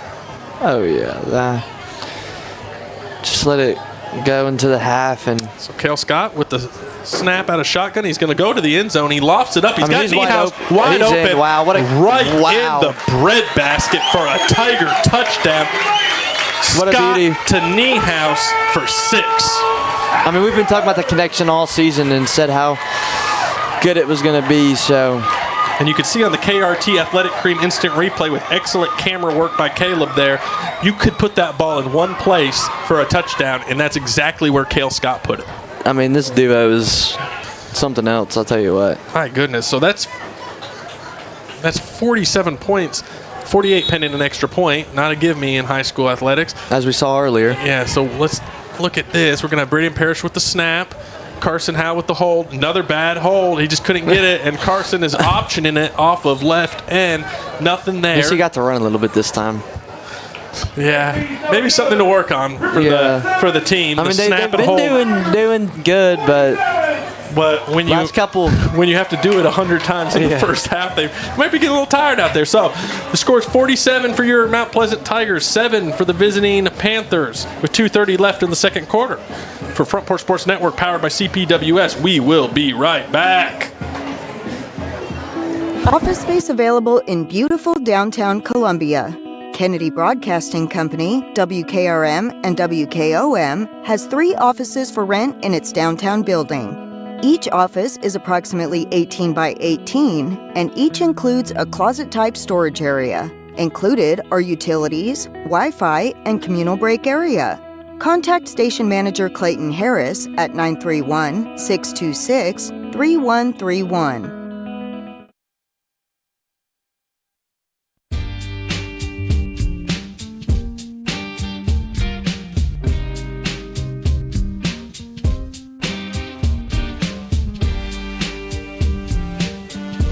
We welcome everybody back here to Mount Pleasant, Tennessee, where the Tigers have a commanding 47-7 lead. Just about 2 minutes left in the first half of play here. Senior kicker Braden Case preparing to kick the ball off.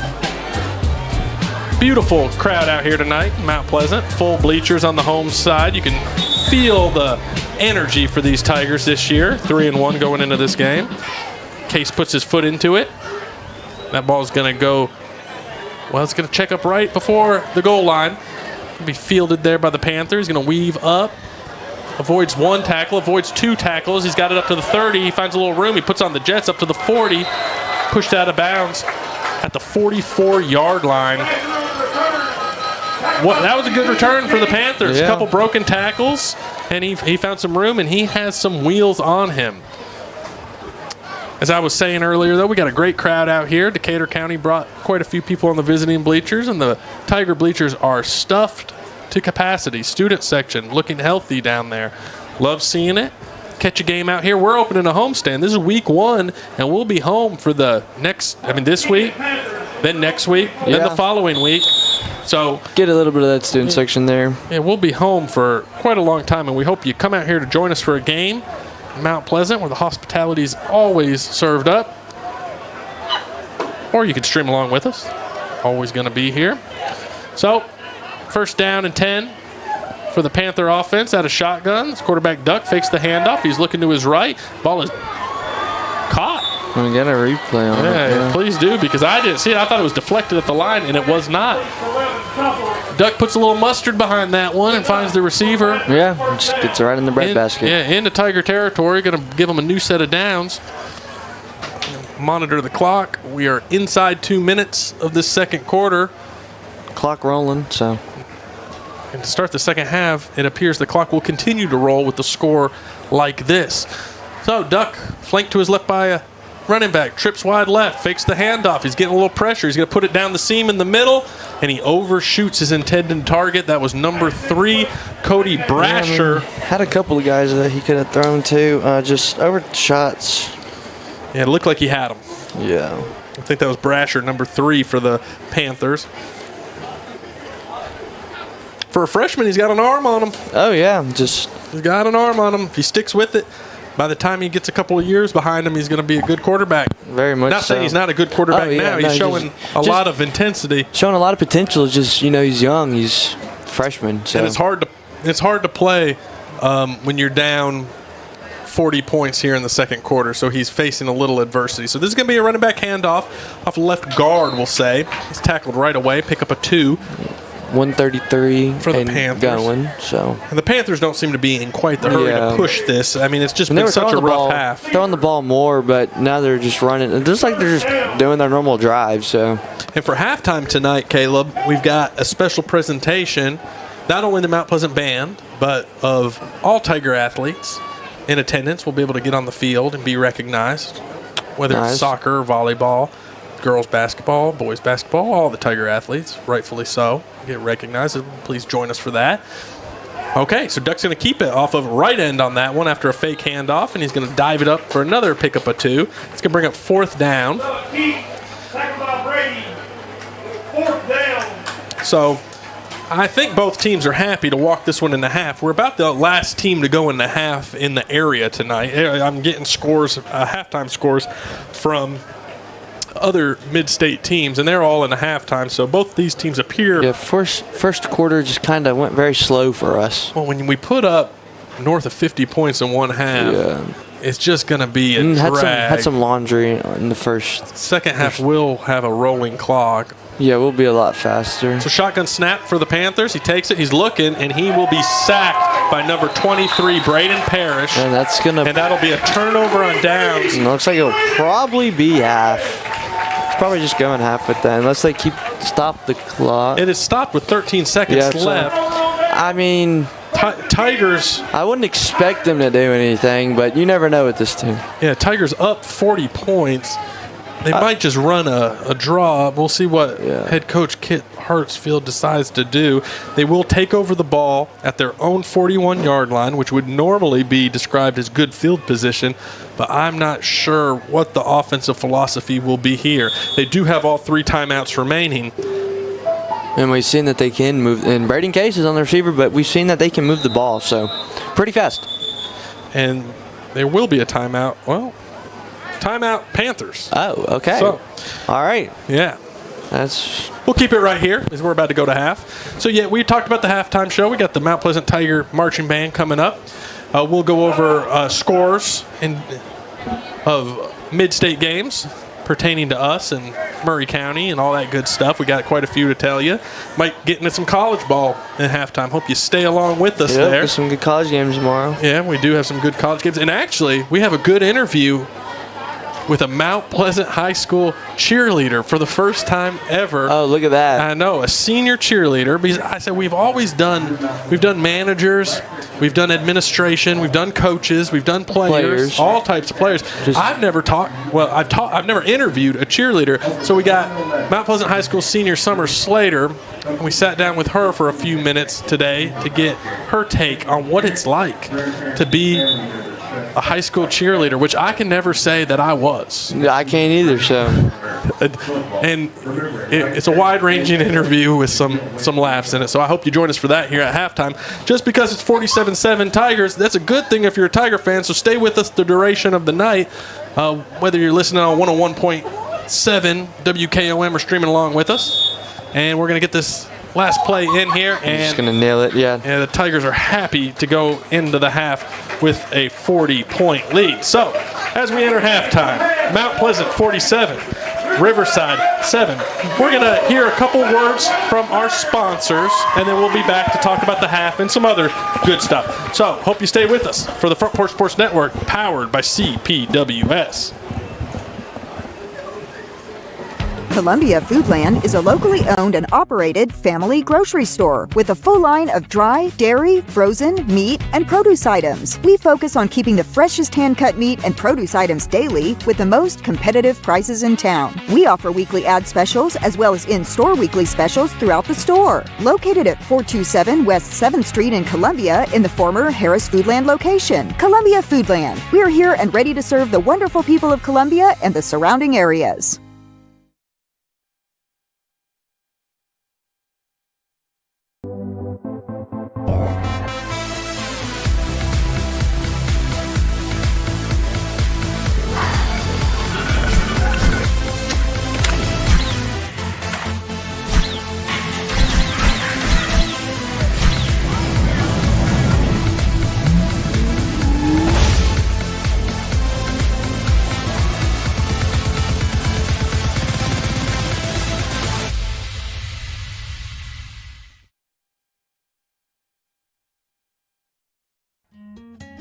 This is Hal Landers, owner of Landers Insurance Agency. We are an independent agency representing the famous Erie Insurance Group. Landers Insurance Agency has been committed to providing great rates and great service since 2002. Whether it's home and auto or business or life insurance, we've got you covered. 24/7 in-house claim service, we've got that too. Visit Landers Insurance at 514 North Garden Street, Columbia. Call us at 931-380-2003. Our website is landersinsuranceagency.com and follow us on Facebook and Instagram.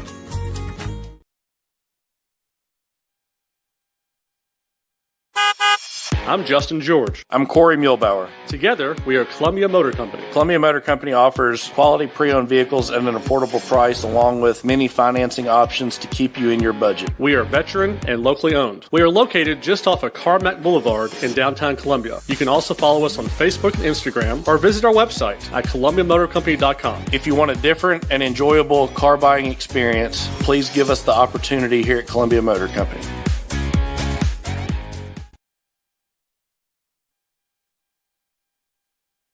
Mezcal Cochina Mexicana. Delicious food and amazing service at an affordable price. Mezcal Cochina Mexicana. Located off of Nashville Highway in Neapolis, near Spring Hill High School. 2504 Care Lane. Authentic Mexican cuisine. Full menu. Family dine-in. Takeout. Delivery. Offering the best cocktails in the area. On the rocks or frozen, pair your meal with our famous margarita. Don't forget, Mezcal Cochina Mexicana for your next meal. Check us out on Facebook. Visit Mezcal Cochina Mexicana today. Proud supporters of the Front Porch Sports Network.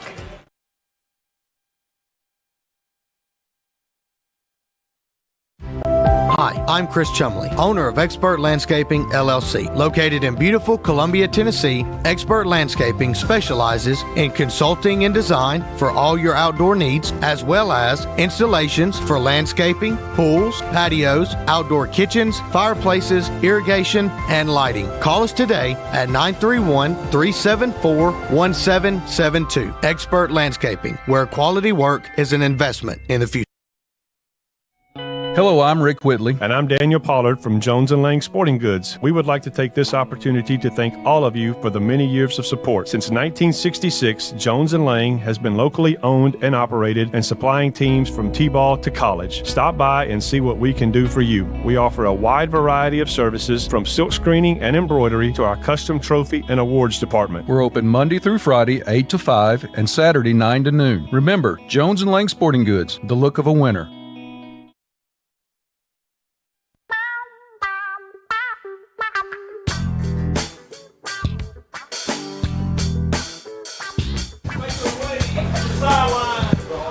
As you see, the Mount Pleasant High School cheerleaders finishing up their show.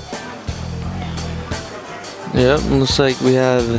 So, the Mount Pleasant sport teams and the band. Yeah, the band. We're gonna have the band show here. Yeah. So Caleb, we got a 47-7 score going into the third quarter. Tell me some takeaways you noticed from the first 2 quarters of play. Mount Pleasant took advantage of the mistakes.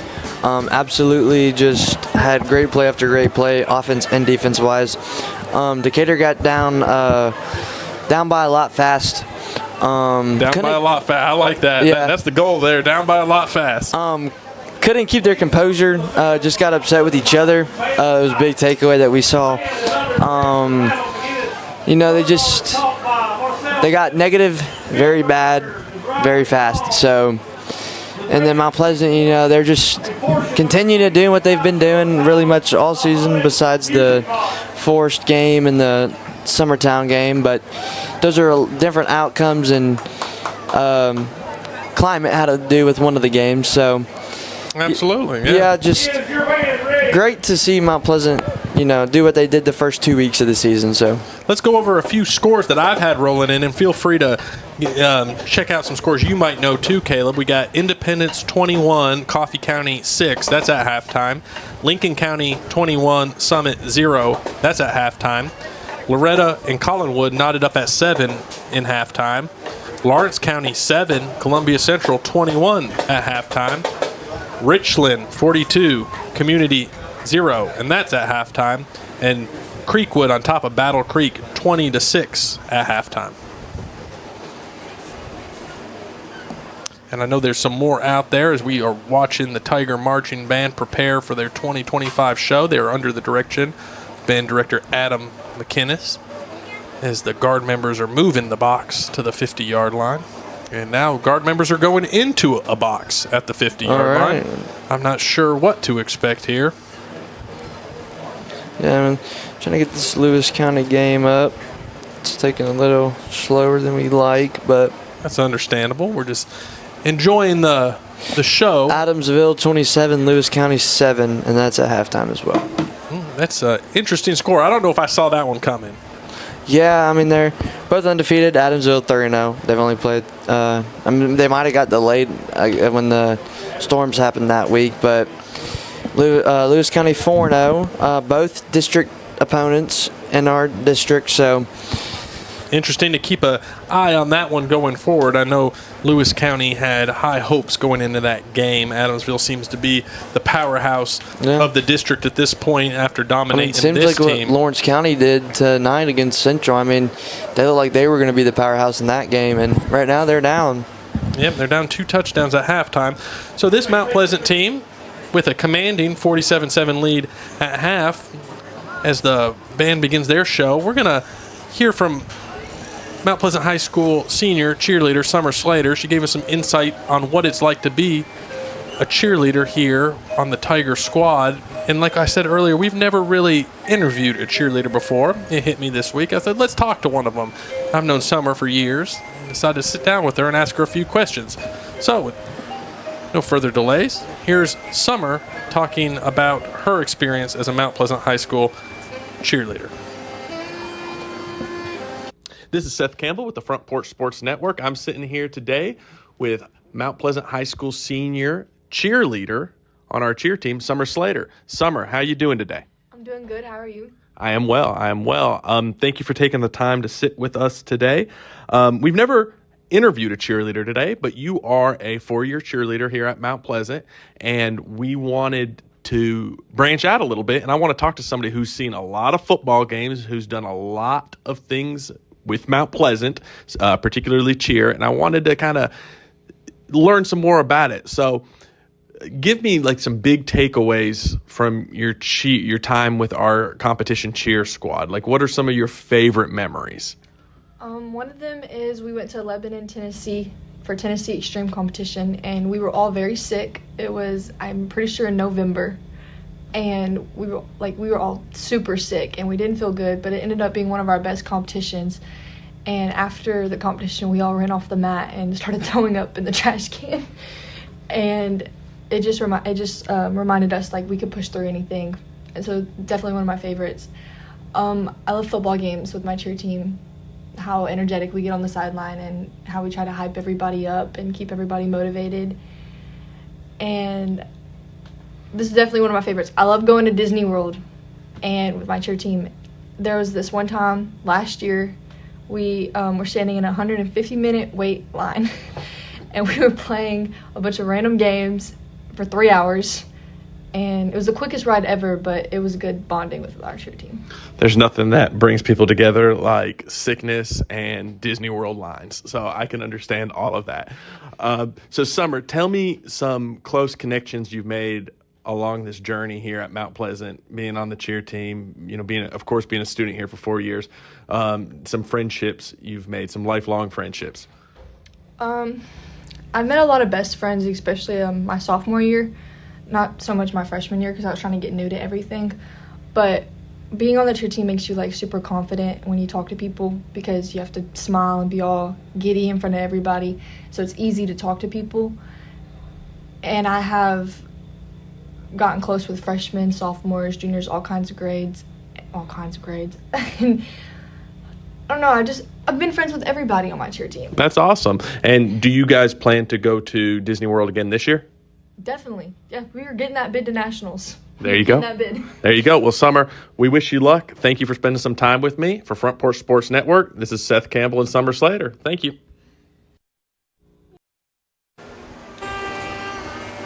So we welcome you back here live from Mount Pleasant, Tennessee, with the Tiger Marching Band still performing their 2025 show. You just heard from Summer Slater, senior here on the squad, talking about wanting to get that bid to nationals and occasionally and throwing up after competitions. So, yeah. Occasionally you got to throw up, and I'll say this about Summer. She was honest. She didn't hold anything back in that interview. I mean, hey, if you can perform your best being sick, I mean, that shows a lot. Sure. I didn't, when I asked to interview her, I didn't think we were going to go in the direction of throwing up.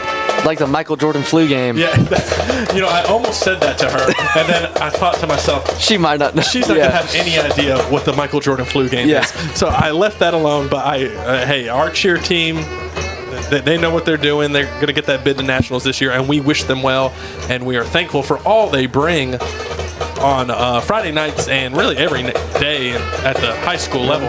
As you see the band performing right here, and the color guard just laying on the color guard died. Yeah, I mean, I don't know. I'm not very.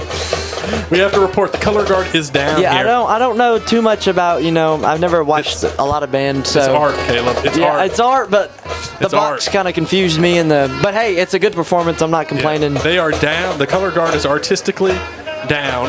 And the cool thing about this is even when the band's performing, you see parents lining the fence line recording it, watching their students and their marching band member perform, and it just shows kind of what a great culture we have here at Mount Pleasant. So we got about 8.5 minutes before the start of the second half, Caleb, and let's look at some of these college games tomorrow. And I was looking at the slate, and I don't know. I didn't think it was a great slate of ball games tomorrow. I couldn't find a whole bunch of great ones. There's a little, not a lot, but it was just like a couple weeks ago when, I think 2 weeks ago when we had the Mount Pleasant Forest game. I mean, that week was kind of iffy, but then we had like 4 or 5 upsets that week in the top 25. So we'll talk about a couple. We'll start with an SEC game, as a lot of people, are interested in it. But especially down here, Yeah, University of Alabama Birmingham visits Knoxville, and that's going to be at 11:45 on the SEC network. Tennessee coming off of an absolute heartbreaking defeat at the hands of the Georgia. Georgia still owns them, sadly, but I mean, I'm not a Tennessee fan, so. It hurt. Sadly, I don't know about that. I mean, and our neighbor here in the press box, Lee Williams, were hurting last week because I think Tennessee had it and they let it go. They very much had the game. So they get a recovery game against University of Alabama Birmingham. Tennessee's a 39.5-point favorite. They just got to get healthy on defense. Yeah, I'm not concerned with the line so much as I'm concerned with getting through the game and getting healthy. And then after that, a good game is Auburn at Oklahoma. That'll be and that's going to be College game day. Okay.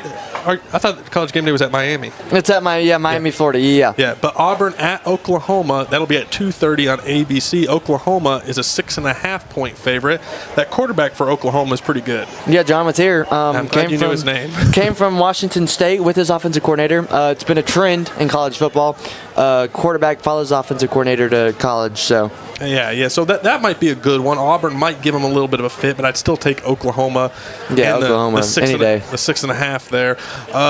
Moving on to the night games, we have several good ones at 6:30. The first one I'll say, not necessarily a good game, but interesting. Georgia State is visiting West End up there in Vanderbilt, where Vanderbilt is a 27.5 they're always point fun favorite. to watch. They've been, for last year. Them and Georgia Tech are very fun to watch. And this will be Georgia State visiting them.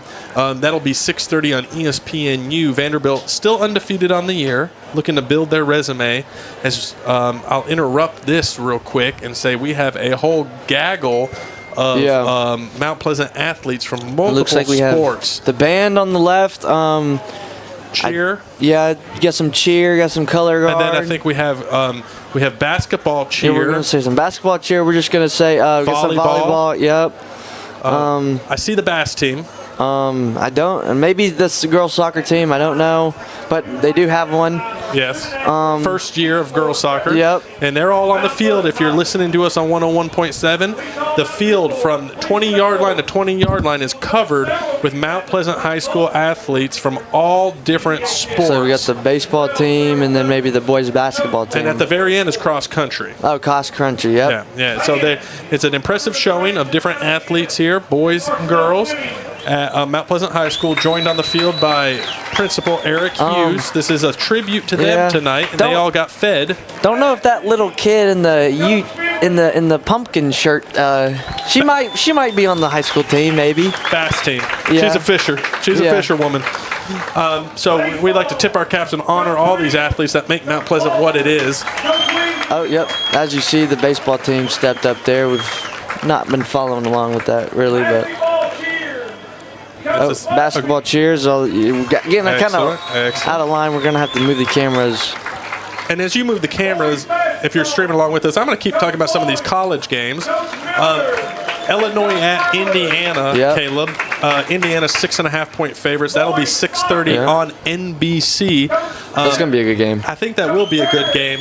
I don't know much about the Indiana squad this year. I know a lot about them. Illinois is undefeated. Indiana's undefeated. Mendoza from Cal, I believe, transfer quarterback. Returned a lot of their starters on offense. So, and defense, returned a All-American defensive player there. And I know a lot about him because I went to school with Jaravius Hall, who committed there to Indiana. So, followed up with them. And, I'm a Michigan State fan, so follow around the Big Ten a lot. So, that's going to be a very good game. You're taking Indiana in that one? Yeah, I'm taking Indiana. And then the last game we'll talk about, where College Game Day is tomorrow. Yes. We have Florida, a struggling Florida program. Very much so. At Miami, where Miami is a 7.5-point favorite, and that will be 6:30 on ABC.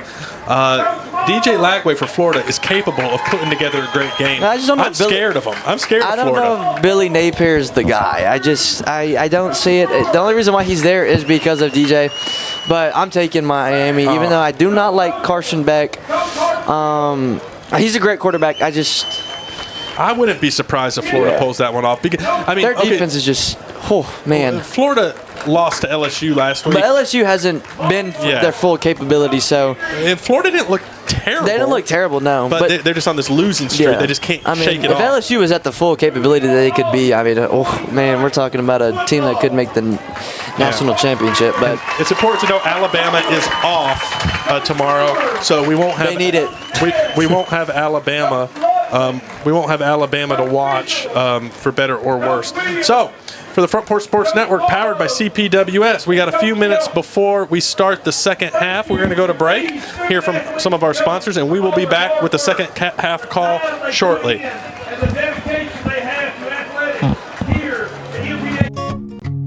This is Tripp Stoltz, owner and manager at Columbia Ace Hardware. We have changed our store hours to better serve our community. Columbia Ace Hardware is now open from 7 to 7 Monday through Friday, from 8 to 4 on Saturday, and closed on Sunday. Come see us at 112 East James Campbell Boulevard and let us show you customer service that can only be found at Columbia Ace Hardware. Ace is the place with the helpful hardware, folks.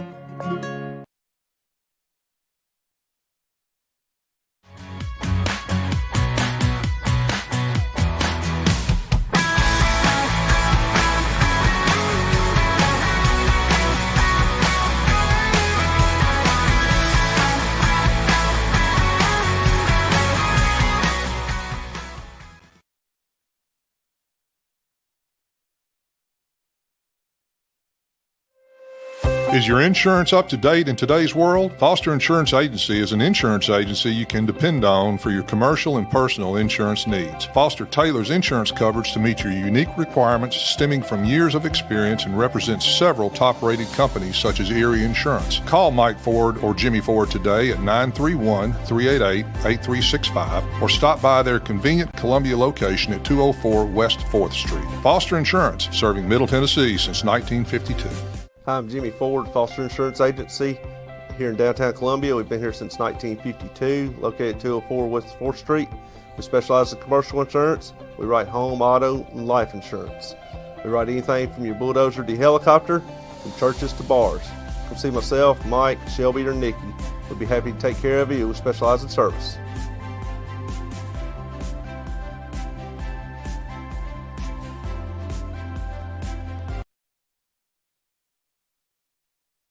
Some people are just obsessed with their lawns. They'd cut their grass with a pair of scissors if they could. Thanks to Gravely, they don't have to. You see, Gravely makes not only the best built and most comfortable lawnmowers, but they also leave your house looking like a doggone country club. So whether you're a commercial landscaper wanting the best or just a perfectionist homeowner, you can't do better than a Gravely. See our full line of Gravely products at Murray County Equipment, 1075 North James Campbell Boulevard in Columbia, Tennessee, or check us out on Facebook.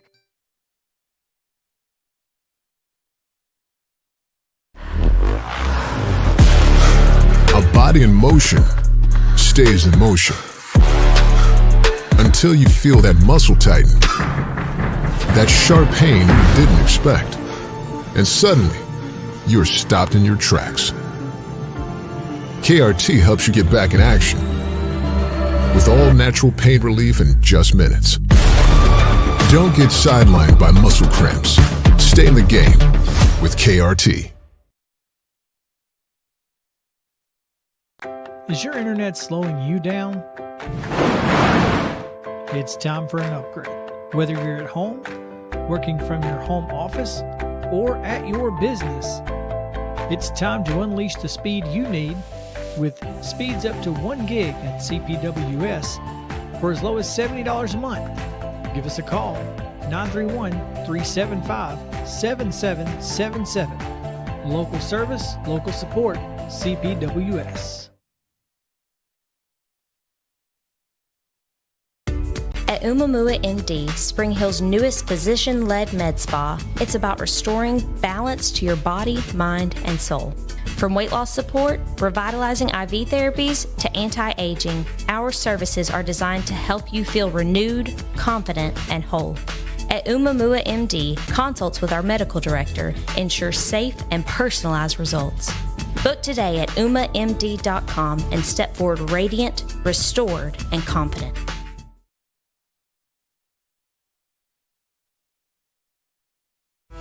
Stan McNabb Chevrolet, serving Columbia and the surrounding area since 1980. Stan McNabb Chevrolet is family-owned and does their best to make you feel like you're a part of the family. Commitment to customer service is the highest priority. Whatever your vehicle needs are, from sales to service, Stan McNabb is here to help. Stan McNabb Chevrolet is a dealership that cares about this community. Visit us online and get started today. Stan McNabb Chevrolet, where excellence and community converge.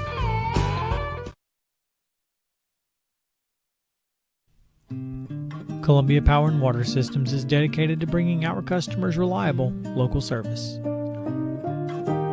Whether you're turning on a light switch, your faucet, or streaming on TV, our dedicated team members from here in Murray County work every day to keep you on. If you need us, call us 931-388-4833 or visit cpws.com. CPWS, local service, local support.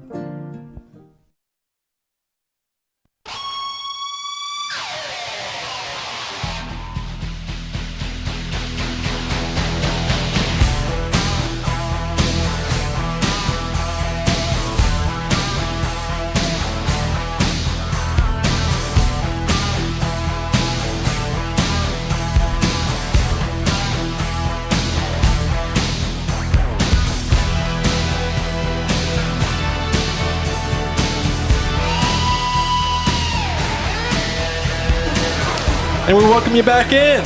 Front Porch Sports Network, powered by CPWS. This is Seth Campbell, joined along tonight with the great Caleb King. We welcome everybody listening in on 101.7 WKOM or streaming along with us on YouTube, X, Facebook. So happy to have you along. We're about to start the third quarter here where the Mount Pleasant Tigers have a commanding 47-7 lead. Yeah, and saw some Riverside coaches and the ones you doing the chain talking to the coaches and the refs. So it looks like there's going to be a running clock here. So the clock will run no matter what really happens here. I'm sure there's some instances where it will stop for an injury or such, but otherwise that clock will run. This should be a speedy second half. I saw some backups warming up on the sideline. Saw number 16 for Mount Pleasant here, Blake Sherman, who we saw in the Jamboree at quarterback. And as you see on your screen, Mount Pleasant sideline getting hyped. So, but it looks like we're going to have a lot more backups in the second half, obviously, up 47-7. So. Yeah, well, you got a 40-point lead with Mount Pleasant receiving the kick in to start the third quarter. Mount Pleasant will be driving from left to right on your radio dial, clad in all red jerseys, red pants, white helmet. Yeah, might move some starters that play on offense heavily. Might take them in their secondary position on defense, but mostly we'll see some freshmen, some sophomores in. We're going to have a squib kick to start the half. It's going to be fielded by Hunter Holt about the 20-yard line. He finds a little seam. He's up to the 30. He bounces his way up to the 35-yard line, and that's where the Tigers will start their offensive possession. Yep, as you see, number 77 for Mount Pleasant, Brody Oford, who's been starting the whole game. So 75, Sean Robertson, right tackle. Looks like they're going to keep their majority of their offense here. I think they'd like to go up one more score to keep that clock running and keep it over 35 points. Well, we do have Braden Case, receiver, so. Okay, working in some different people. We're going to already have a stoppage of play here.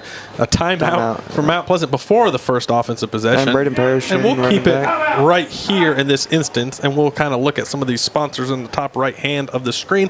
They make this all possible. If you enjoy the stream. Thank you so much to our sponsors. If you enjoy the stream and streaming along with us, or maybe you're listening on 101.7, we got Minari Korean Restaurant, Tillis Jewelry, also the Ron Hart Foundation, and Cully's Market, Nashville Realty, and Debbie Matthews, also proud sponsors, Umami Japanese Steakhouse. They make all this possible, everybody, to bring you this live coverage of our young men playing ball each Friday night across Murray County, whether you're, some people listen to the Battle Creek team each week, and some people listen to Spring Hill or Columbia Central. We're partial to Mount Pleasant down here, and happy to have you with us. And we like to highlight our sponsors. We're all powered by CPWS, of course, and you'll be hearing from them shortly. Yep. So it looks like the teams are ready to get the second half underway as a quick timeout by head coach Kit Hartsfield to start the half. You're going to have Cale Scott remaining in the game at quarterback. We'll call this a pistol because he has a running back, Braden Parrish, lined up straight behind him, and that's who's going to receive the ball off of left tackle, and he finds a big hole, and he runs it up to the 45-yard line before he's touched. And mind you, that was not Braden Parrish. That was Carter Dunn. No, it was Braden Parrish, mind you. I'm sorry. Oh, we're good. It's getting late. The first quarter, really. Yeah, long first quarter for this old man. But we've got eyes on everybody now. We're doing good. I like how you were giving the shout out to those offensive linemen who were making moves out there, Caleb. Yeah, and as you saw in the replay, good block. We'll get some more. Left tackle Colston Anderson, center Caden Wiseman. Caden Wiseman is number 79, Brody Oford 77, Colston Anderson left tackle 73, and Carson Howe number 53 left guard. And Sean Robertson, 75, right tackle. Love seeing it. So we're going to have a run off of left tackle here where JP Easterling looks for a little bit of room, and he doesn't find any. And he's going to get back to the line of scrimmage and nothing more. And that will bring up 3rd down and 1 for this Tigers offense. Offense is up 40 points at this point, so it's a little bit of an odd predicament for the Tigers. Not trying to do anything crazy here, just... You're not putting the pedal to the metal, so to speak. This isn't really... this is Mount Pleasant football, offense that we have seen, but, we've seen that they can get a lot of yards really quick in one play, so... Do you pass it any? Yeah, The passing game's been great. Do they pass here? They could. Yeah, we got about 3rd and 2, we'll say. They probably lost a few yards on that play. So quarterback Scott receives the snap. He's going to give the ball to Parrish in the backfield, and he's going to have a significant loss on the play. Trying to get reps to Braden Parrish as well, He just couldn't hit the corner on that one. Just in case if injuries do happen, which hopefully not, but you want to get your backups ready in game, so. We'll say loss of 4 on the play, and that'll bring up 4th down and about 6. So the punting squad is going to get a little practice out there for the Tigers. Braden Case back set to punt. I believe it is his first punt on the night. Yeah, I believe so too. I mean, let's see if we can get a seamless operation for this punt squad here. Paxton Williams up man there.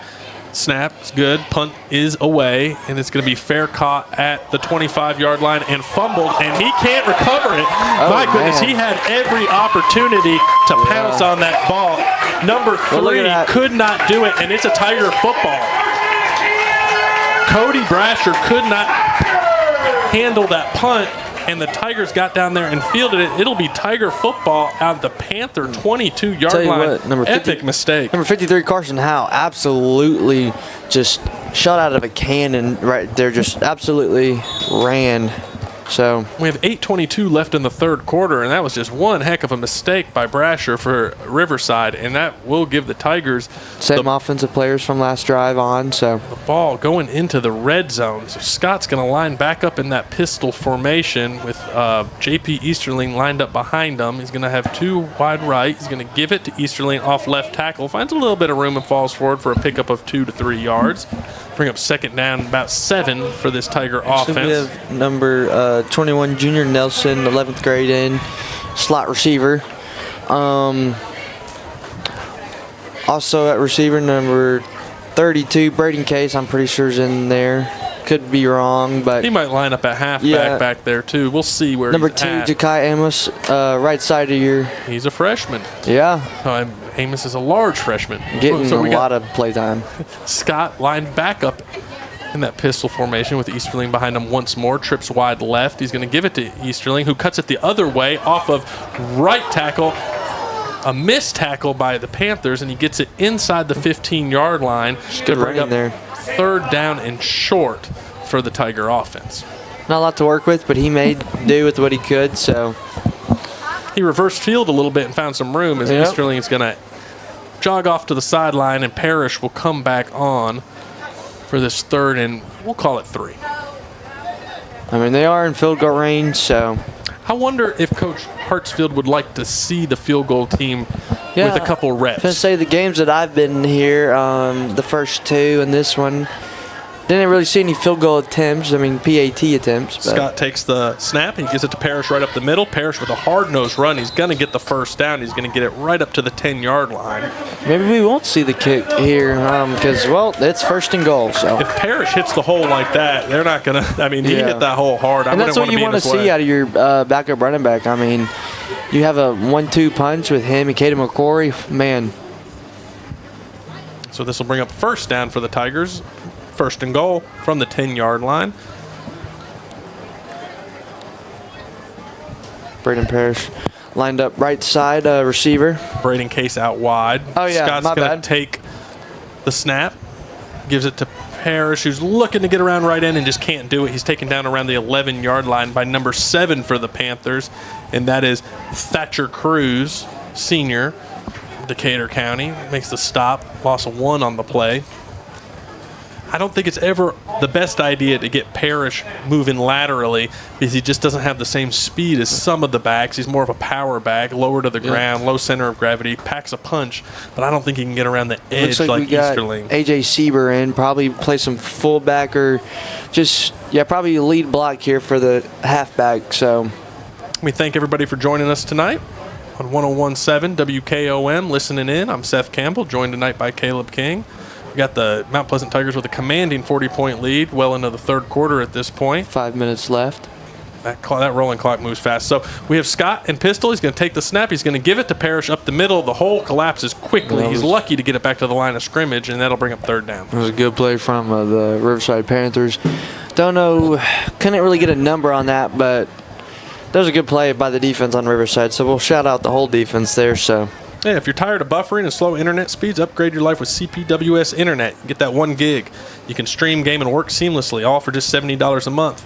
Go to cpws.com or give them a call Monday and tell them your friends at Front Porch Sports Network sent you. We are powered by CPWS, and we're happy to have them on board here at the Front Porch Sports Network. So, big third down here. Well, I won't say big, but it is a third down here.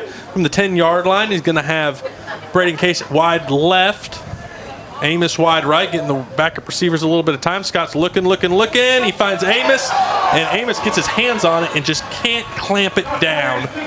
Oh, no, that was Easterling. Yeah, Easterling. He came on that play there, but, hey, we get to see, I mean. A field goal. Yeah, it's a field goal, but, I mean, it's. We want to see a field goal. We're happy to see a field goal. Well, in this instance, we're happy to see a field goal. Yep, looks like Braden Parrish had to wipe his hands off there, ran to the sideline, now he's back in. I think the important thing here, Caleb, is the snap and the hold. Yes, because we know Case has got the leg. We got to get the snap and hold down because you don't know. Maybe against Lewis County, maybe against Adamsville, it could come down to a field goal. Very much so. So let's get a snap, good clean snap, quality hold, good kick. And here we go. Snaps down, holds down, kick is up, and that looks to be good. That's 3 on the board there. Give them an even 50 for the Tigers.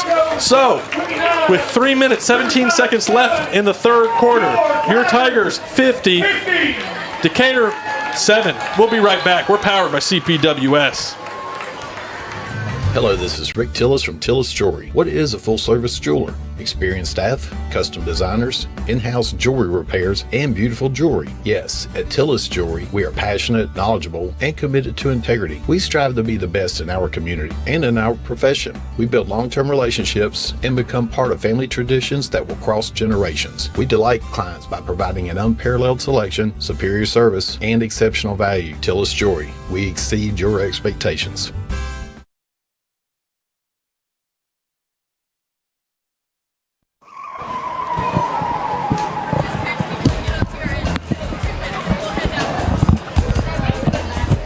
We welcome you back here to Mount Pleasant, Tennessee.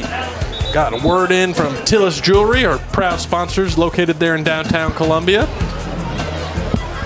Tigers, worthy of a diamond tonight. They find themselves up 43 points. 3 minutes left in the third quarter. Braden Case prepares for the kickoff. We'd like to remind everybody that the Mount Pleasant High School Tiger baseball team is holding a golf tournament Sunday, September 28th at 12:30 at the Mount Pleasant Country Club. We can do a scramble. You get a couple mulligans, red tee, throw putting contest, longest drive.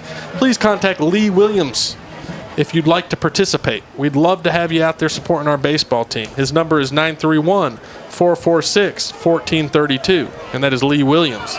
Come and participate and support your Mount Pleasant High School Tiger baseball team in a golf scramble.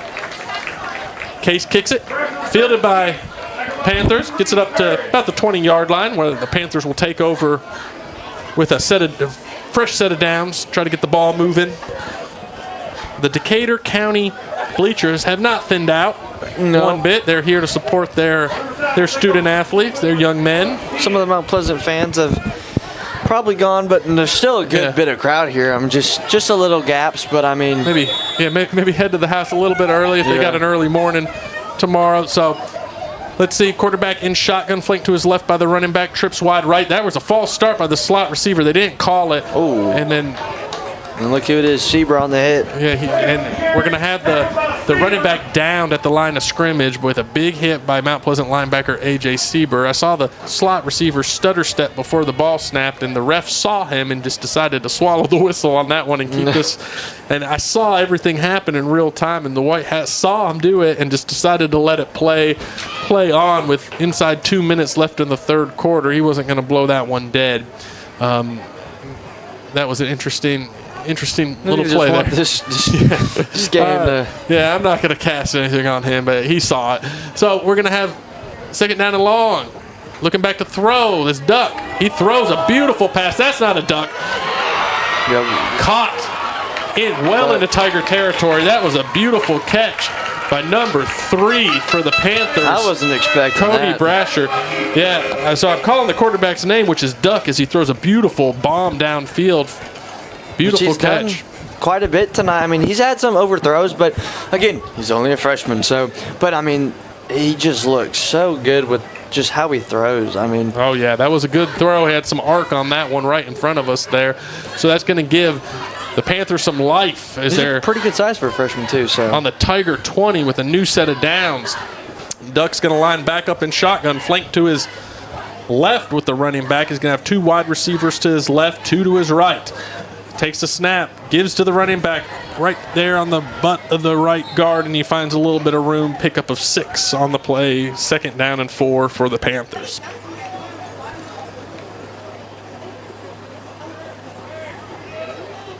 Beautiful night for football here. Said it before, say it again. Can't beat it.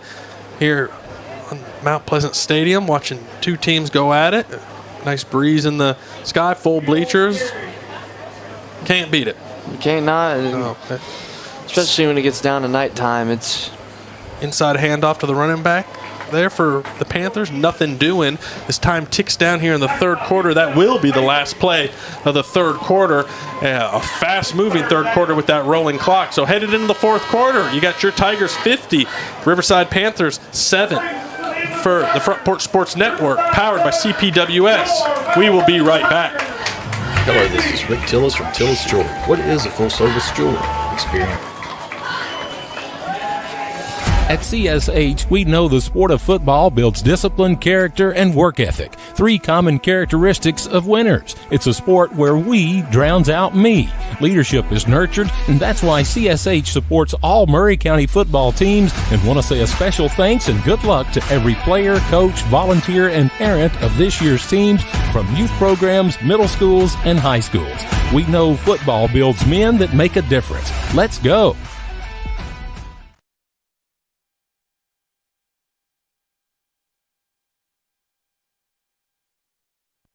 Special technique of shadow boxing.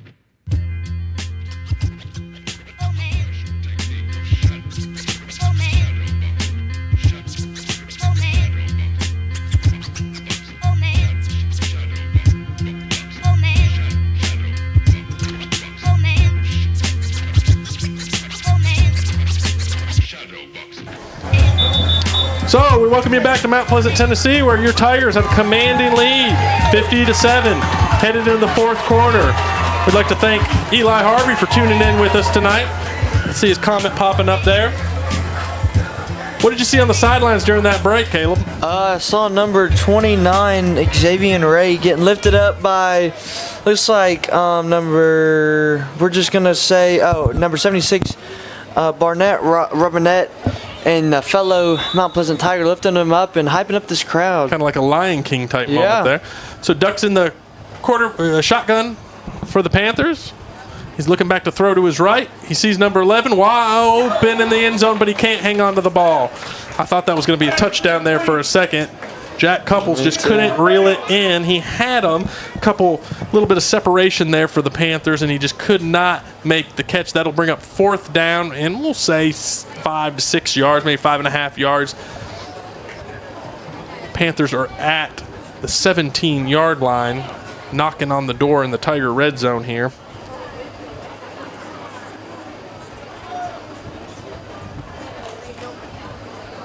You are correct, though. The Tigers were sure feeling good during that quarter break.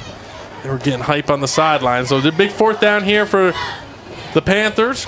Quarterback in the gun, flanked to his left by running back. Takes a few steps back, takes the snap, looking to run, rolling out left. And that ball is picked off by the Tigers at the goal line. And he gets it out to the 15-yard line. My goodness. That's J.P. Easterling with the interception, and you're going to see it on the KRT Athletic Cream Instant Replay if you're streaming along with us tonight. Great camera work by Caleb King as Easterling steps right in front of the receiver to make a good play. And that will be a Tiger ball and a fresh set of downs as the head coach Kit Hartsfield is working in some other players. I see number 78 out there, senior Thomas Meacham, standing tall among everybody. He is a very tall young man. I'll get you the exact height on him here right now. Thomas is 6'7". Number 61 checks into the game for the Tigers, and that is Nathan Gray. Number 16 quarterback, Blake Sherman, freshman. Okay, so we're going to see a little bit of new blood for the Mount Pleasant Tigers. Always fun to see at the end of these games. Sherman's going to hand it off right up the gut. Not much doing there. Can't get the number of who got that there, but Parrish, is Braden Parrish still in there? Number 9's coming in for the Tigers. That is Alexander Armstrong. He plays some running back too.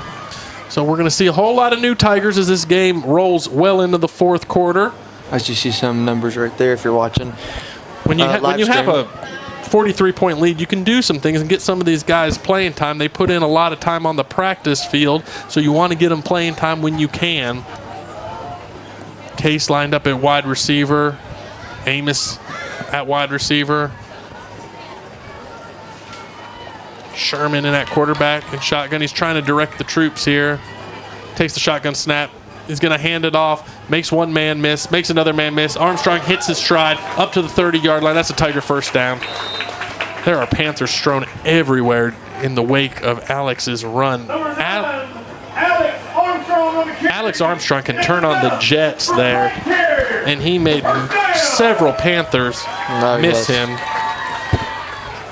Good little run up the middle that will give the Tigers a new set of downs as they look to bleed this clock into the fourth quarter and get out of here with an impressive win against a district opponent. Sherman getting the play call from the sideline, relaying it to the huddle.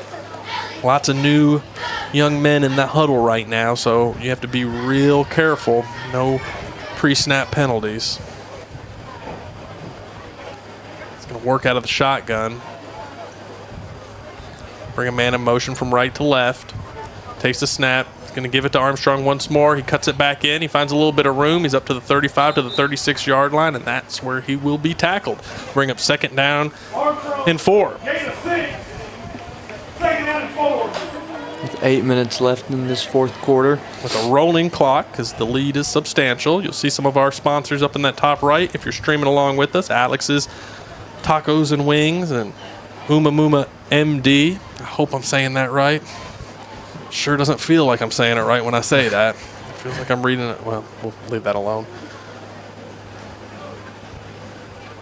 Very methodical pace for these Tigers all of a sudden. They're not pushing it.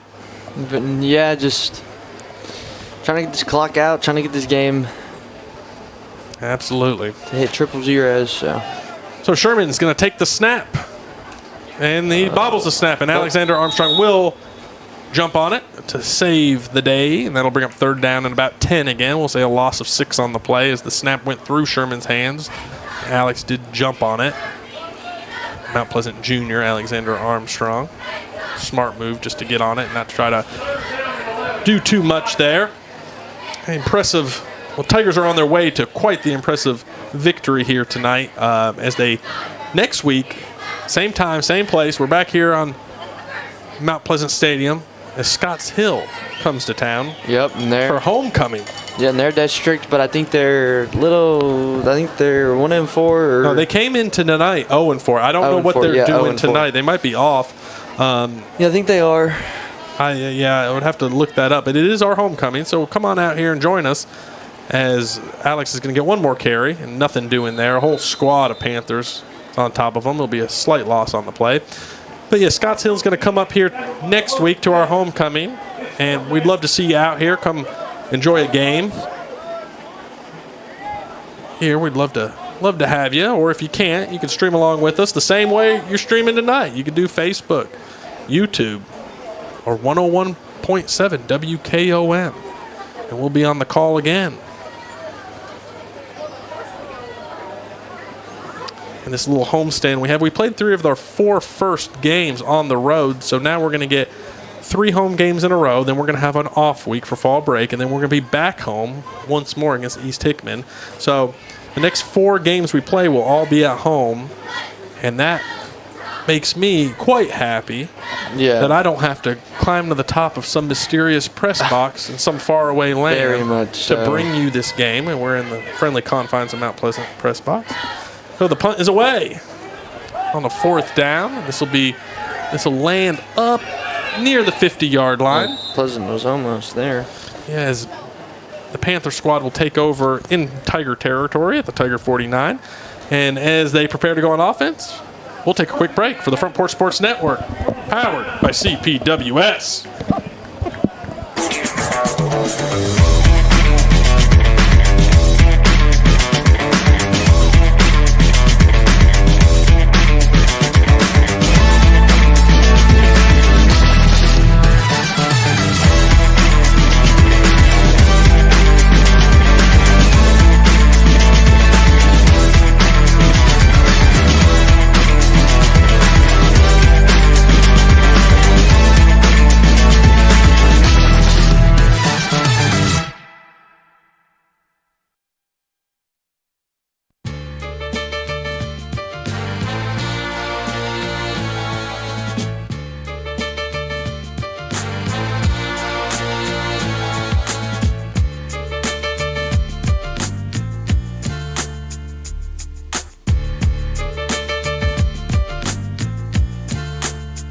And we welcome you back to Mount Pleasant, Tennessee, where in the waning minutes of the game, Mount Pleasant has a commanding 50-7 lead. Caleb, you got a score update for the Peoples. Yes, big region time for us.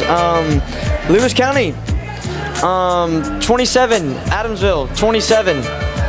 And Lewis County looked like they were going to be out of it for a little bit, but they came back and they got a little fight to them. Got a game forced. Looks like they beat Fayetteville. Don't have the potential score, but they were up 17-30. That's an interesting matchup. So the Panthers are going to take over the ball at the Tiger 49-yard line. Quarterback in gun, flanked to his right by the running back. Looking deep, and he's going to find 33 over the middle in the seam, and he's upended inside the 35-yard line. As Hunter Holt on the tackle there, that'll be a new set of downs for the Panthers as they pick up quite a few on that play. Ball will be at the... Where are they going to place that bad boy at? The 31-yard line. Pickup of 18 on the play. Duck still in at quarterback for Riverside. Paxton Williams is checked into the D line for the Tigers. Big run-stopping mountain of a young man. Duck takes the snap. He's going to throw it left, finds his receiver open, and he sheds a tackler. He's to the 20, to the 15, to the 10, to the 5, and he's in the end zone for a Panther touchdown. That's number 1, Charles Eves, who's had somewhat of a rough game. But he finds pay dirt on that one, and you'll look at the KRT Athletic Cream Instant Replay. Hey, he's catching touchdown passes and scuffling with his teammates. Couldn't ask for any more than that, so... Yeah, he's got some spirit to him, and he made a Tiger miss there on the outside. We had a one-on-one tackle, and we missed it. So that'll bring the score to 50-13, pending an extra point, as the Panthers are running players on. So let's see what happens here. Little bitty guy for the edge right there, but. And the Tigers jump well off sides on that. I think he got a little excited there. So. I believe that was Nazir Carter, who might have had some ants in his pants looking to block a kick. So we'll try again from an inch or two closer, or not any closer. They don't move it at all. Just going to leave it there. Yeah. There's 4:30 left. So we're going to have the snap, the hold, and the kick. And it's good. So, Decatur, 14, Tigers, 50. 4.5 minutes left on this beautiful Friday night. For the Front Porch Sports Network, powered by CPWS. We'll be right back.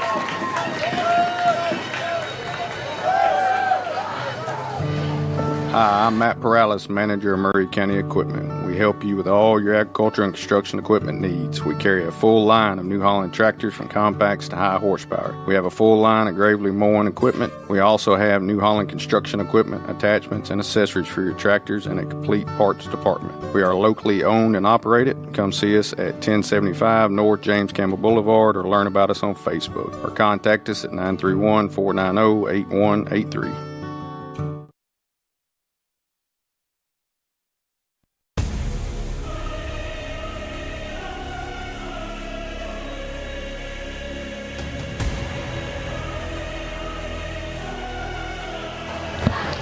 Welcome back to Mount Pleasant, Tennessee, where the Panthers just found pay dirt. Tigers 50, Panthers 14. 4.5 minutes left here in the game. Yep. As the clock will continue to roll once this ball is kicked off. So happy to have you along with us tonight. as we've just had a great night up here of high school football, as we have some scores kind of trickling in slowly. We just got word Richland beat Community 42-8. Yeah. They roll in. We will share them with you. And Caleb reported we had a tie game. District, Adamsville. Tie district game as Lewis County comes roaring back. A little different tonight. We're going to do offensive player of the game, and we're going to do defensive player of the game, because I feel like it's very hard to do. I think we're going to go with Nazir Carter for defense. Had the tip, and then the tip pick 6. I'm pretty sure he got a touchdown on it. So, heck of a play, too. Yeah, One of the better plays I've seen this year. That's why we're splitting it with offense and defense, because that play alone, and he had great tackles tonight. Good run stop. So we're going to do offensive player of the game. We're going to go with Peyton Nihas. Had 2 receiving touchdown catches. Then he had almost a punt return for a touchdown. Got to the 1-yard line. So, and Kel Scott absolute dimes on those that pass too. So just an absolute all-around great dominant performance by the Tigers here. They left no questions. Caden McCory had a rushing touchdown, or was pretty. He had a big run. I don't know if it was for a touchdown or not, but the passing game was good. So we'll take the Sherman with the quarterback. He's going to hand it off to Alexander Armstrong around left end for a pickup of a few yards. We got Loretta 28, Collinwood 7. That one goes final. And Coffee County 6, Independence 35. That one goes final as well, as the minutes continue to click down here in Mount Pleasant, Tennessee. Said it earlier, I'll say it again. Join us next week as we have homecoming here in Mount Pleasant. Scotts Hill visits us.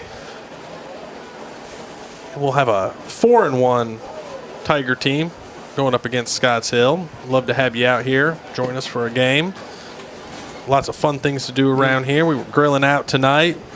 Kids running around playing ball before the ball game. So always a fun time here before the game. If you can't join us streaming or listen in. Sherman with the snap out of shotgun. Alexander takes a long arching way to try to get back to the long line of scrimmage and does not do so. So significant loss on the play. Mind you, that's not Alexander Armstrong. That's Xavier Ray, freshman number 29. He's going to try to bend that out to the... Who was jumping on the sideline earlier on his teammates. That was significant loss on the play. So it's going to be 3rd down and 13 for the Tigers, who were just happy to bleed the clock at this point. Yeah. And we're so happy to see a dominant performance by these Tigers after just a smash-mouth game last week in Summertown and the strangest game I've ever been a part of in Chapel Hill the week before against Forest, where we actually finished it at 5 p.m. on Saturday. If you want to talk about strange, that was very strange. In this game, not so much smash mouth, and we're not going to finish it on a Saturday. Just a good, dominant performance by the Tiger squad. So the ref throws a flag on the play, and I don't know why they weren't throwing them earlier. What was that call? It looked like a holding call for me, but the ball was never snapped. I don't know. Maybe it was a play clock. Maybe it was a delay of game. I'm not sure. I think he's got a parlay going or something. Yeah. So we got 1 minute, 14 seconds left in this game. There's a timeout, too. All right. There's a timeout. We'll keep it right here. Now, this is a weird ending.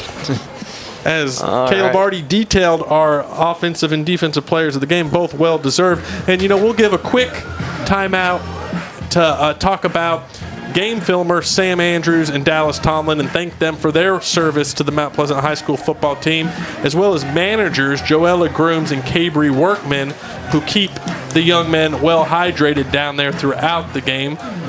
Both of them have done quite a bit of work throughout the year, as the Tigers are feeling good tonight, hamming it up on the sidelines and playing around.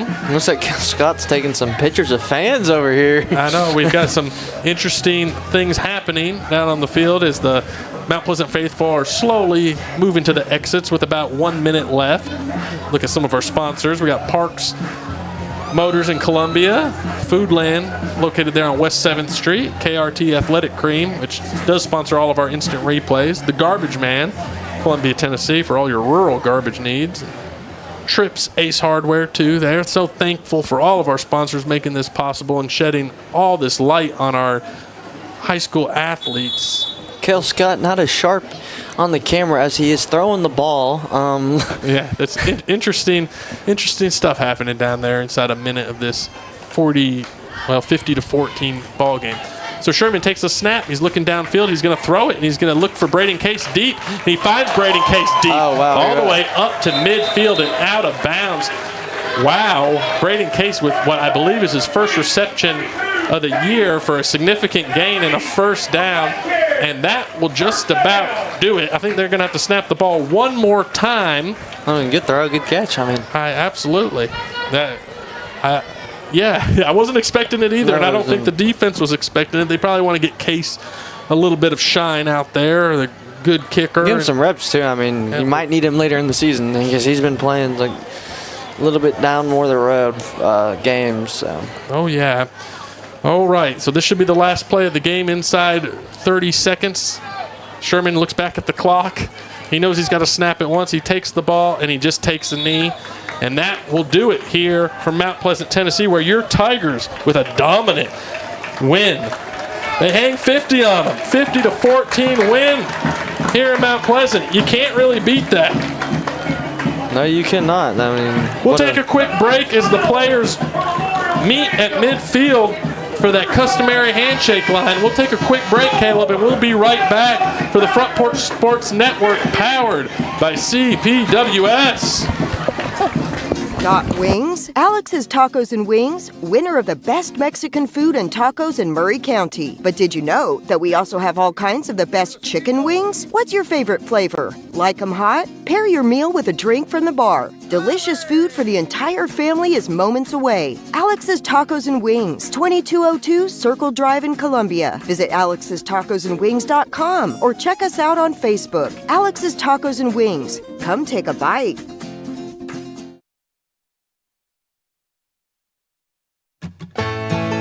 Farmer Johnny here, Taylor Family Farm. I want to give y'all a little look-see. We raise 100% non-GMO, grass-fed beef, pasture chicken, and pork on our family farm. Everything that we grow is raised with love and care to ensure the highest quality and nutrition for our family and customers. You can shop online at TaylorFamilyFarmTN.com or visit our farm store in person at Etheridge, Tennessee at 301 Dave Reisner Road. That's TaylorFamilyFarmTN.com for more information.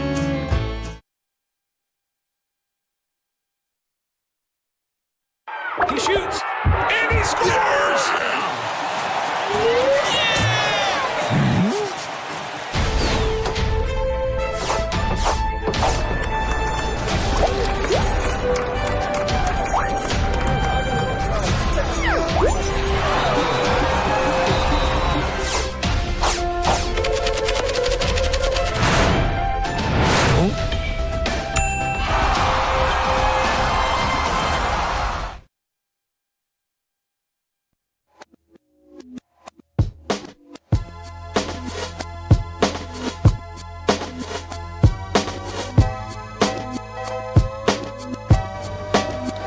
We welcome you back here to Mount Pleasant, Tennessee, where your Tigers were victorious 50-14 tonight.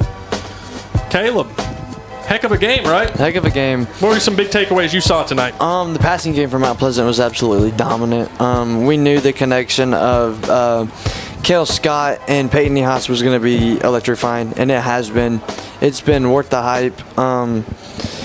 If you buy stock on them two right now because the connection with them two is absolutely incredible. And then you have Kaden McCrory who can run the ball very hard, very fast, and he can just make big plays out of nothing. D-line defense was phenomenal. Great coaching like always from Kits Hartsfield and all the assistant coaches. They were just prepared, ready, and they were just the better team tonight. But give credit due to the Riverside Panthers. They were a good team, just not their night. Maybe not their year either, but Mount Pleasant with an absolutely dominant performance tonight. I couldn't say it any better myself. The Panthers have some size. They're young. I'm sure they'll get to where they're going here shortly. Might be a season or two to get back on top. They were the state runner-up in the district only a few years ago. Tigers had their number tonight. Dominant performance from the get-go.